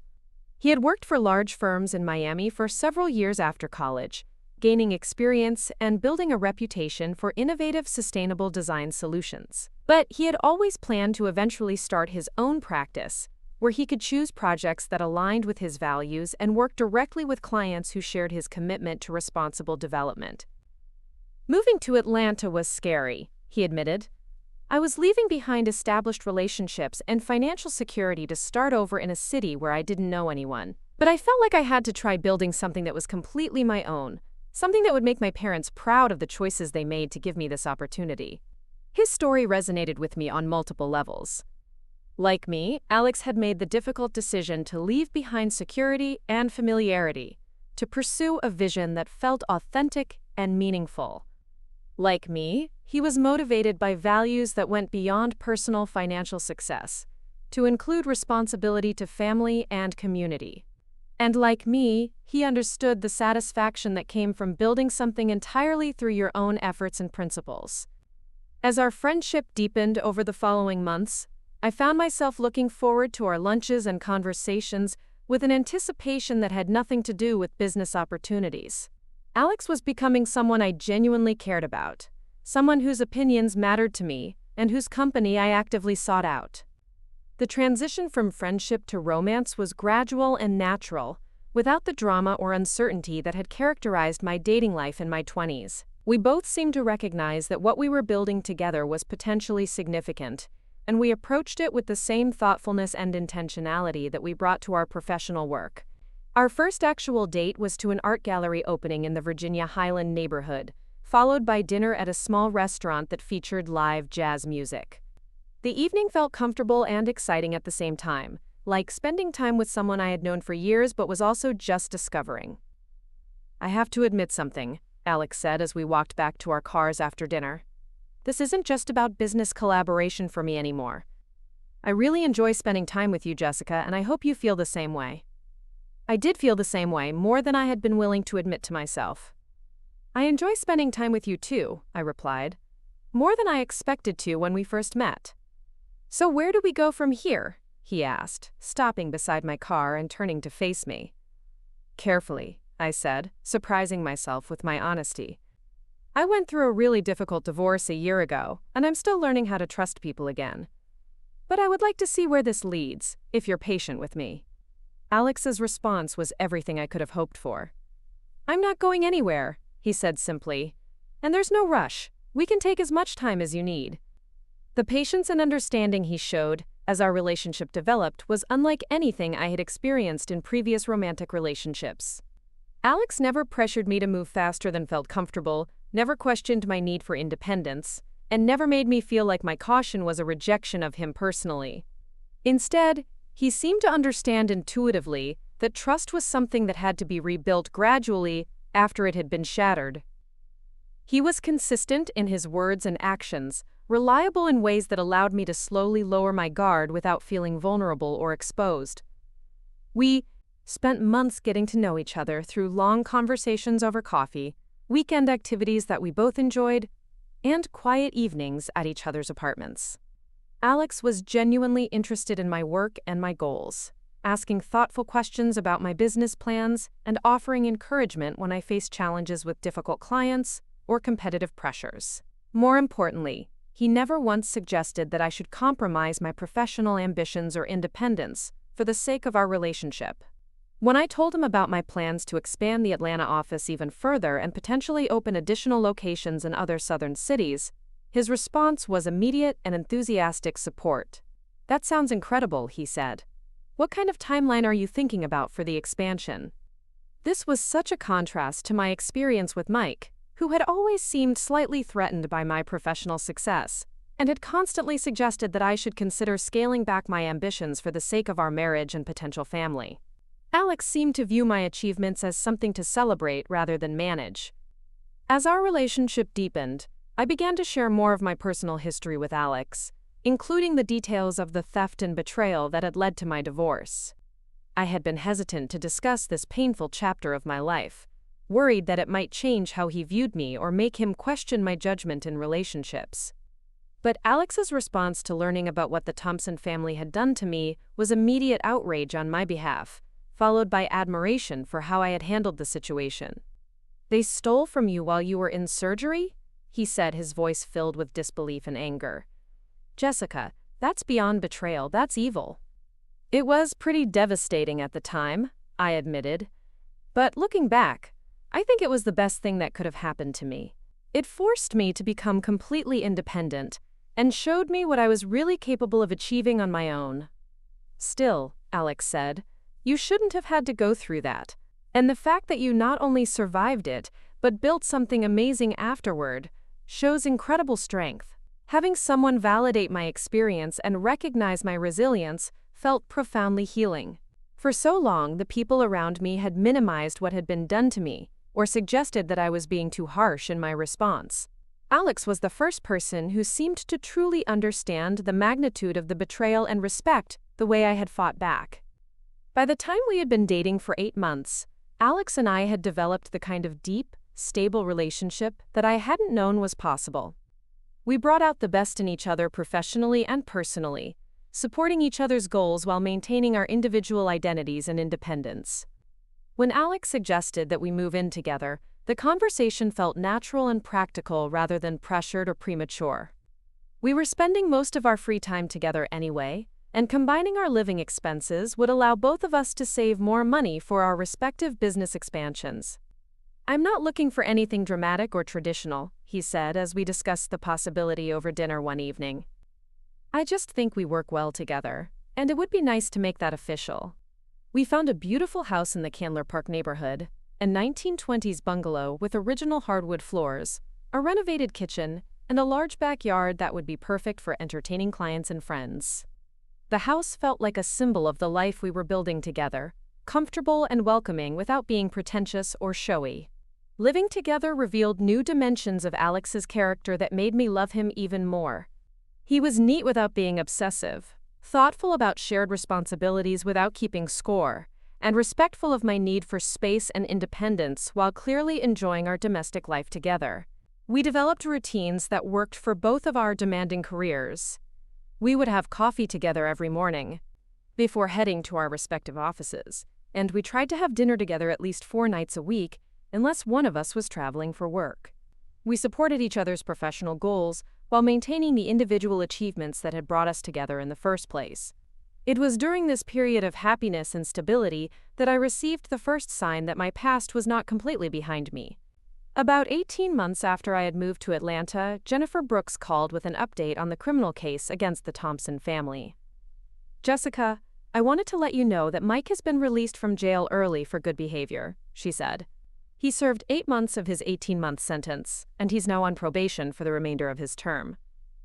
The news was unsettling, though not entirely surprising. I had known that Mike's sentence was relatively short given the amount of money involved, and early release for nonviolent offenders was common. Still, hearing that he was free brought back some of the anxiety and anger I thought I had moved past. "What does that mean for me?" I asked. "Are there any restrictions on his contact with me?" "The restraining order is still in effect," Jennifer assured me. "He is not allowed to contact you directly or come within 500 feet of your residence or workplace. If he violates those terms, he'll be back in jail immediately." I thanked Jennifer for the update and hung up the phone, trying to process how I felt about this development. On one level, I was angry that Mike was free after serving such a short sentence for such a serious crime. On another level, I realized that his freedom didn't really affect my daily life in any meaningful way. I had built a new life in a different city, and his presence or absence in Charlotte was irrelevant to my happiness and security. That evening, I told Alex about the phone call and was grateful for his calm, supportive response. "How are you feeling about it?" he asked, reaching across the dinner table to take my hand. "Annoyed, mostly," I said. 8 months seems like nothing for stealing $50,000 and forging legal documents. But also relieved that it doesn't really matter anymore. He can't hurt me now." "He was never really the dangerous one anyway," Alex observed. "The real threat was your dependence on him and his family. Now that you're completely independent, he's just some guy you used to know who made terrible choices." Alex was right, and his perspective helped me put Mike's release in the proper context. The man who had betrayed me so completely was no longer someone who had any power over my life or my happiness. He was simply a reminder of how far I had come and how much stronger I had become. However, Mike's release turned out to be just the beginning of a series of attempts by the Thompson family to re-enter my life. Over the following months, I received several indirect contacts that seemed designed to test whether I might be willing to reconcile, or at least communicate with them. The first came through Maya, my former best friend who called unexpectedly on a Saturday afternoon about 3 months after Mike's release. "Jessica, I hope you don't mind me calling," she said, her voice tentative and awkward. "I know we haven't talked in a long time, but I wanted to reach out." I was immediately suspicious about the timing and purpose of her call. Maya and I hadn't spoken since I had ended our friendship over her pressure for me to drop the criminal charges. Her sudden interest in reconnecting seemed unlikely to be coincidental. "What's going on, Maya?" I asked directly. "Well, I ran into Linda Thompson at the grocery store last week," she said, confirming my suspicions. She mentioned that you've been doing really well in Atlanta, and she seemed genuinely sorry about everything that happened. There it was. Maya was serving as an intermediary for Linda, testing whether I might be open to some kind of reconciliation with the family that had stolen from me. Maya, I hope you didn't give Linda any information about my life, I said firmly. Of course not, Maya replied quickly. But she did ask if I thought you might be willing to talk to her. She said she's been wanting to apologize and make things right. She can make things right by staying out of my life, I said. I have nothing to say to Linda or anyone else in that family. Maya seemed disappointed by my response and tried to argue that forgiveness might be healing for me. But I cut the conversation short. After hanging up, I felt both irritated and oddly proud of myself for maintaining my boundaries so clearly. The second attempt at contact came through my mother, who called a few weeks later with a similar message. Honey, I got the strangest phone call today, she said. Linda Thompson called me out of the blue. She said she's been praying about everything that happened and feels terrible about the pain they caused you. I was furious that Linda had involved my mother in her manipulation attempts. Mom, what did you tell her? I told her I didn't think you were interested in talking to any of them, my mother replied. But she seemed so sincere, Jessica. She really sounded like she was sorry. She's sorry she got caught, I corrected. She's not sorry she stole from me. My mother sighed. I know you're still angry, and you have every right to be. But sometimes forgiveness is more about freeing yourself than about excusing other people's behavior. I appreciated my mother's perspective, but I also knew that she didn't fully understand the calculated nature of what the Thompson family had done to me. They weren't reaching out because they felt genuine remorse. They were reaching out because they wanted to rehabilitate their reputations and possibly regain access to my life and success. The third and most direct attempt came 6 months later, in the form of a letter forwarded to me through Jennifer Brooks' law office. The letter was from Mike himself, handwritten on plain paper, and it was everything I expected it to be, and nothing I wanted to read. The letter was full of apologies and excuses, explanations about how his family had pressured him and how much he regretted his choices. He claimed to have found religion during his time in jail and said he was committed to making amends for his past behavior. He asked for the opportunity to apologize in person and suggested that we might be able to work things out if I was willing to give him another chance. Reading the letter made me feel physically sick. Not because I had any lingering feelings for Mike, but because of the transparent manipulation and self-serving nature of his supposed apology. He was clearly hoping that enough time had passed for me to have softened my position, and he was fishing for information about whether I might be willing to reconcile. The letter also revealed that Mike knew more about my current life than he should have. He mentioned my success in Atlanta and congratulated me on building something impressive, information he could only have obtained through some form of surveillance or investigation. I showed the letter to Alex that evening, and his reaction was immediate and protective. This guy is unbelievable, he said after reading it. He steals from you, lies to you, abandons you, and then thinks he can just apologize his way back into your life? What worries me more is that he seems to know details about my business, I said. I'm wondering if he's been keeping tabs on me somehow. Alex agreed that this was concerning, and we decided to take some precautions to ensure my safety and privacy. I contacted Jennifer to make sure the restraining order was still in effect, and to report Mike's apparent knowledge of my current activities. I also hired a private security consultant to review my personal and business security measures and recommend improvements. The security review revealed that I had been somewhat careless about my online presence and public information. My business success had been covered in several Atlanta business publications, and I had been active on professional social media platforms in ways that made it easy for someone to track my activities and accomplishments. Working with the security consultant, I implemented better privacy protections for both my personal and professional life. We also discussed the possibility that Mike or his family might escalate their attempts at contact, and we developed a plan for how to respond if they did. As it turned out, that plan would be needed sooner than I expected. The most significant attempt at reconciliation came almost 2 years after I had moved to Atlanta, and it involved not just Mike but his entire family working together in a coordinated effort to force their way back into my life. The attempt began with what appeared to be a coincidental encounter. I was having lunch with a potential client at a trendy restaurant in Buckhead when I spotted Bob Thompson sitting at the bar.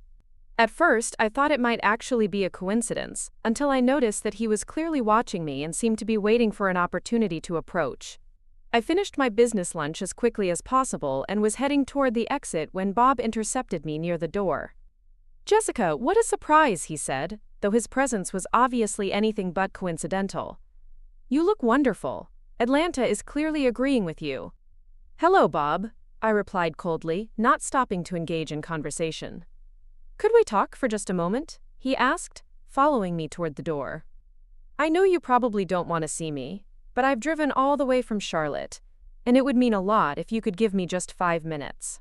Against my better judgment, I agreed to listen to what he had to say, though I made it clear that I wasn't interested in a lengthy conversation. "I know what we did was wrong," Bob began, his voice taking on the same tone of gruff sincerity that had once made me trust him.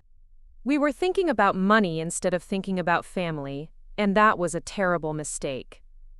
"You stole from me while I was unconscious in surgery," I said flatly.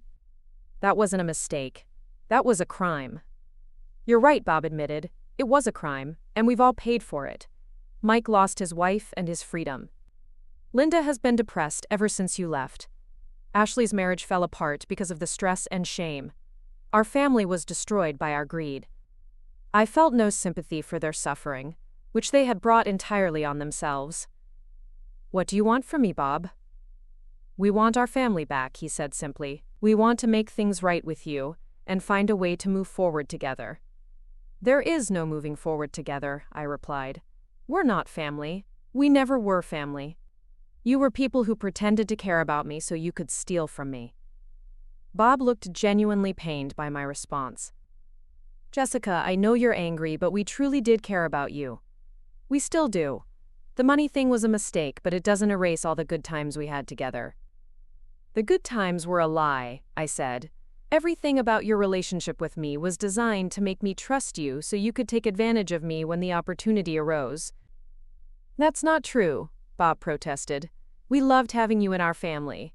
Mike was happier with you than he'd ever been before." "Mike was happy with my inheritance," I corrected. "He was happy with my career success and my financial independence. He was never happy with me as a person." Bob seemed to realize that his approach wasn't working, and he shifted tactics. "Look, I know we can't undo what happened, but we can try to make it right going forward. We've learned from our mistakes, and we want to be better people." "Then be better people," I said, "but do it somewhere else, with someone else. I'm not interested in being part of your redemption story." As I walked away from Bob that day, I felt a profound sense of clarity and strength. Seeing him again had reminded me of how much I had grown and changed since leaving Charlotte. The man who had once intimidated me with his wealth and confidence now seemed small and pathetic, reduced to begging for forgiveness from someone he had wronged. But Bob's appearance in Atlanta was just the beginning. Over the following weeks, I received similar surprise visits from Linda and Ashley, each of them making their own attempts to reestablish contact and convince me to forgive their past behavior. Linda showed up at my office one afternoon, claiming to be in Atlanta on business, and hoping we could have coffee to talk about the past and the future.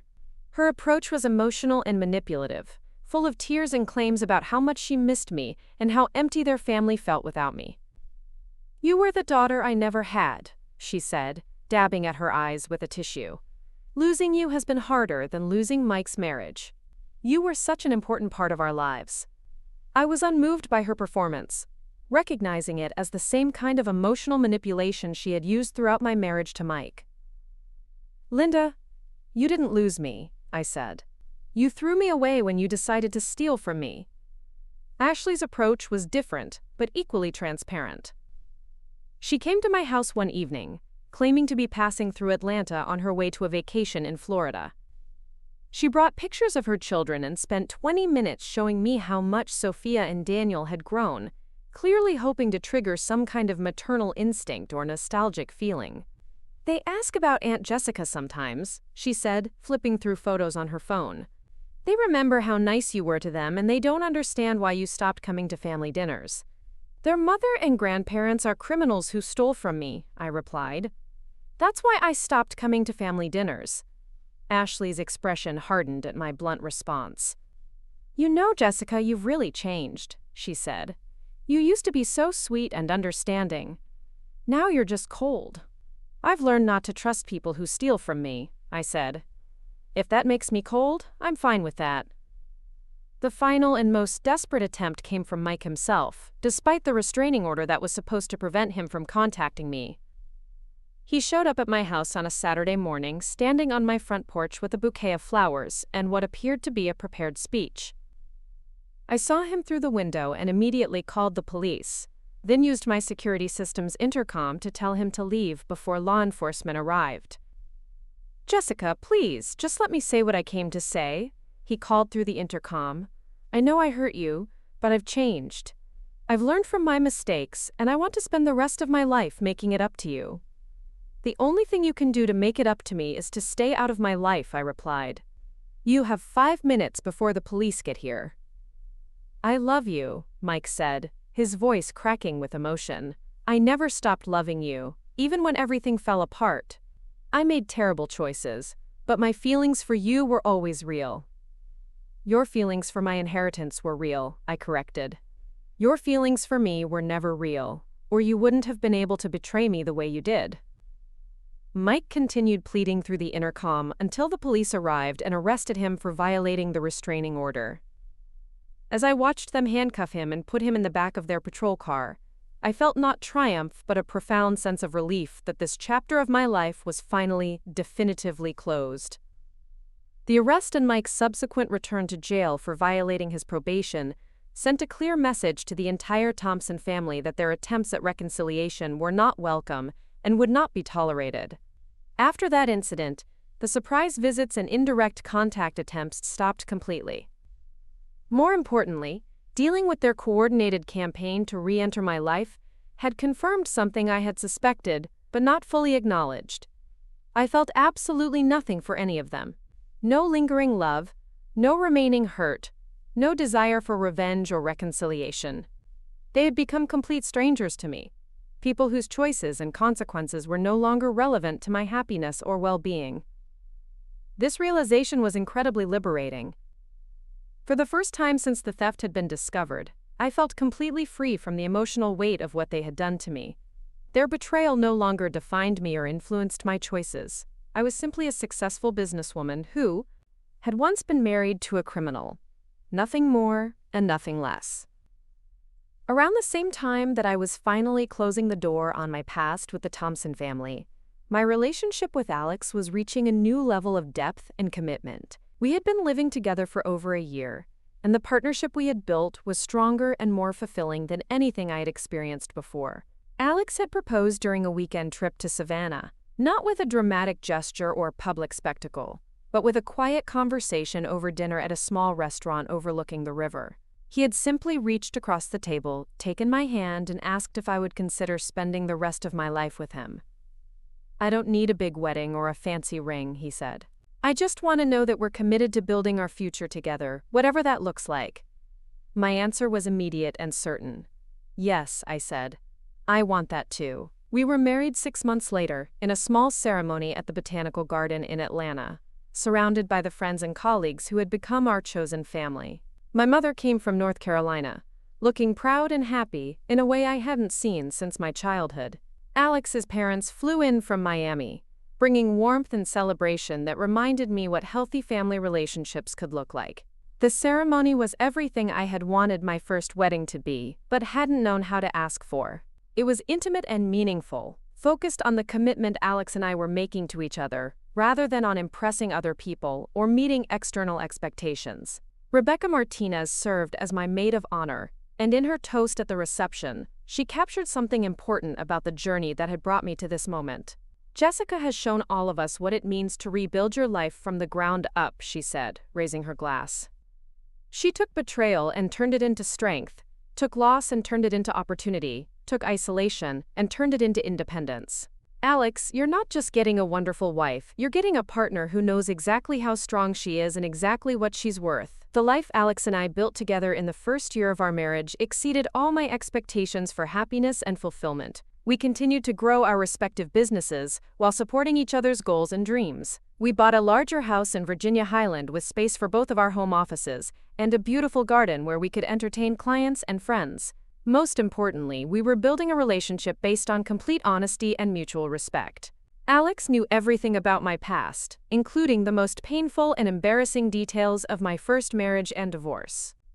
I knew about his struggles and disappointments, his fears and ambitions, his family history and personal values. This level of transparency created a foundation of trust that felt unshakable. We disagreed sometimes, we had different approaches to solving problems, and we each had individual interests and friendships that the other didn't necessarily share. But we never doubted each other's commitment or questioned each other's fundamental character.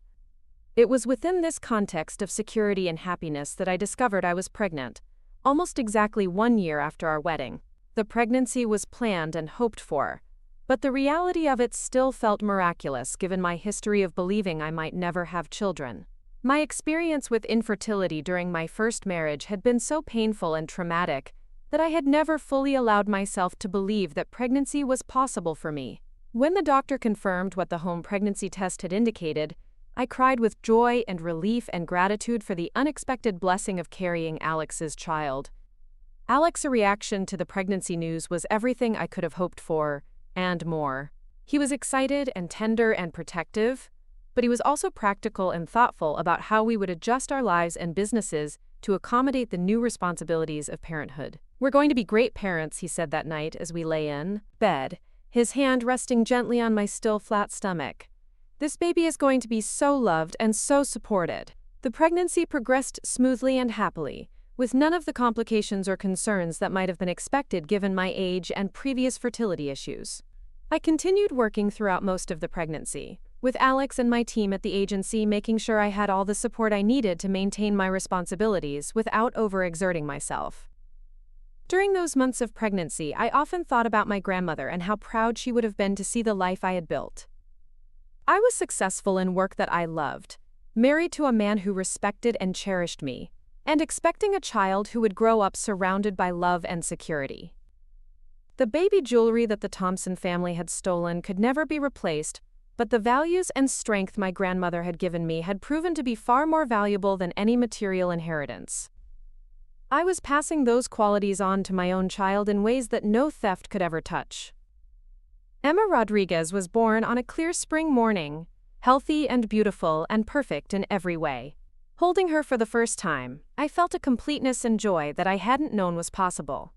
This tiny person was the culmination of everything I had worked for and fought for over the past few years. Alex was a natural father from the moment Emma was born, gentle and confident and completely devoted to both of us. Watching him hold our daughter and sing softly to her during late-night feedings, I felt overwhelmed with gratitude for the family we had created together. The first few months of Emma's life were a blur of sleepless nights and steep learning curves, but they were also filled with moments of pure happiness that made all the challenges worthwhile. I had arranged to take a 6-month maternity leave from the agency, with plans to gradually return to work as Emma got older and our childcare arrangements were solidified. During this time at home with Emma, I often reflected on how different my life was from what I had imagined when I was married to Mike. I had thought then that having children would require me to compromise my career ambitions and depend more heavily on my husband's income and support. But with Alex, parenthood felt like an expansion of our partnership, rather than a limitation of my independence. Alex had adjusted his work schedule to be more flexible, taking on projects that allowed him to work from home several days a week. We shared childcare responsibilities equally, and we both made career decisions based on what would be best for our family as a whole, rather than prioritizing one person's success over the others. This approach to parenting felt revolutionary compared to the traditional gender roles I had observed in Mike's family, where Ashley had been expected to give up her own aspirations to focus entirely on child rearing, while Carlos worked long hours to support the family financially. When Emma was 6 months old, I received an unexpected reminder of how different my life had become. A package arrived at our house with no return address, containing a newspaper clipping from the Charlotte Observer about the Thompson family's construction business filing for bankruptcy. According to the article, Thompson Construction had struggled financially since Bob's criminal conviction, losing several major contracts and facing ongoing legal challenges related to previous projects. The business that had been in the family for 3 generations was being dissolved, and Bob and Linda were selling their house in Myers Park to pay off debts. I showed the article to Alex, and we discussed what this news meant, if anything, for our family's security and peace of mind. "Do you think they might try to contact you again?" Alex asked, holding Emma while she napped against his chest. "I don't think so," I replied. "They have bigger problems now than trying to get back into my life. And honestly, I think they finally understand that I'm never going to forgive them or welcome them back." The news about the Thompson family's financial collapse didn't bring me the satisfaction I might have expected. Instead, it felt like information about strangers who had once caused me pain, but were no longer relevant to my happiness or success. I had built something so much better than what I had lost that their downfall felt almost anticlimactic. The real victory wasn't their failure, but my triumph in creating a life that was more meaningful and fulfilling than anything I could have achieved if their betrayal had never happened.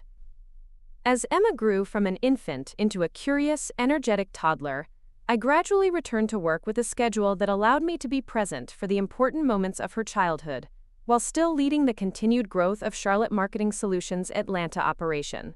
The agency had thrived during my maternity leave, with Marcus, Sarah, and David stepping up to take on additional responsibilities and prove that the foundation we had built together was strong enough to continue growing. When I returned, we were ready to open our second satellite office, this time in Nashville, with plans for further expansion into other southern markets within the next few years. By Emma's second birthday, I had achieved a level of professional success and personal fulfillment that exceeded anything I had imagined when I first moved to Atlanta. The company was profitable and growing, my marriage was strong and happy, and my daughter was healthy and thriving. More importantly, I had built this success entirely on my own terms, without compromise or dependence on anyone else's approval or support. The independence I had been forced to develop after my divorce had become the foundation for achievements that were more satisfying than anything I could have accomplished while trying to please other people or meet their expectations. At Emma's birthday party, surrounded by the friends and colleagues who had become our chosen family, I felt overwhelmed with gratitude for the journey that had brought me to this moment. Rebecca gave a toast that captured something important about the transformation I had undergone. "When Jessica first came to Atlanta, she was running from something," Rebecca said, raising her glass. "But what she built here proves that sometimes running away from the wrong thing is actually running toward the right thing. She didn't just survive betrayal, she used it as fuel to create something beautiful." As I looked around the room at Alex holding Emma, at the friends who had supported us through challenges and celebrated our successes, at the life we had built together through honesty and hard work and mutual respect, I realized that Rebecca was absolutely right. The Thompson family's betrayal had been the worst thing that had ever happened to me, but it had also been the catalyst for the best thing that had ever happened to me. Their attempt to steal my security and independence had forced me to become stronger and more self-reliant than I had ever been before. They had thought they were taking everything that mattered from me, but they had actually freed me to discover what truly mattered. The ability to build meaningful relationships based on trust and respect, the satisfaction of achieving success through my own efforts and principles, and the joy of creating a family founded on love rather than manipulation or obligation. I never heard from any of the Thompsons again after the newspaper article about their bankruptcy. They disappeared completely from my life, becoming nothing more than a cautionary tale about the consequences of greed and betrayal. But sometimes I wondered if they ever realized what they had actually done. In their attempt to steal from me, they had given me the greatest gift possible, the knowledge of my own strength, and the freedom to use that strength to build something extraordinary. The money and jewelry they took could never be fully replaced, but the life I built in response to their betrayal was worth more than anything they could have stolen. I had discovered that true security doesn't come from material possessions or other people's approval, but from knowing exactly who you are and exactly what you're capable of achieving. As Emma grows older and begins to understand the world around her, I will tell her this story not as a tale of victimhood, but as a lesson about resilience and transformation. I will teach her that betrayal is painful but not permanent, that loss can become opportunity, and that the most important inheritance anyone can receive is the knowledge of their own worth and strength. The woman who answered that devastating phone call from the bank manager 3 years ago was someone who defined herself through her relationships with other people and her ability to meet their expectations. The woman writing this story today is someone who defines herself through her own achievements and values, someone who knows that her worth isn't dependent on anyone else's approval or affection. That transformation was bought with pain and struggle, but it was worth every difficult moment. Sometimes the worst thing that can happen to you becomes the foundation for the best thing that can happen to you. Sometimes losing everything you thought you wanted helps you discover what you actually need. The Thompson family thought they were stealing my future when they emptied my safe deposit box while I was unconscious and vulnerable. Instead, they gave me the motivation to build a future that was better than anything I could have imagined when I trusted them with my heart and my secrets. That's the real story of what happened when my husband's family emptied my safe deposit box while I was in surgery. They thought they were taking everything that mattered, but they actually gave me everything that mattered. The chance to discover exactly who I was meant to be. Up next, you've got 2 more standout stories right on your screen. If this one hit the mark, you won't want to pass these up. Just click and check them out.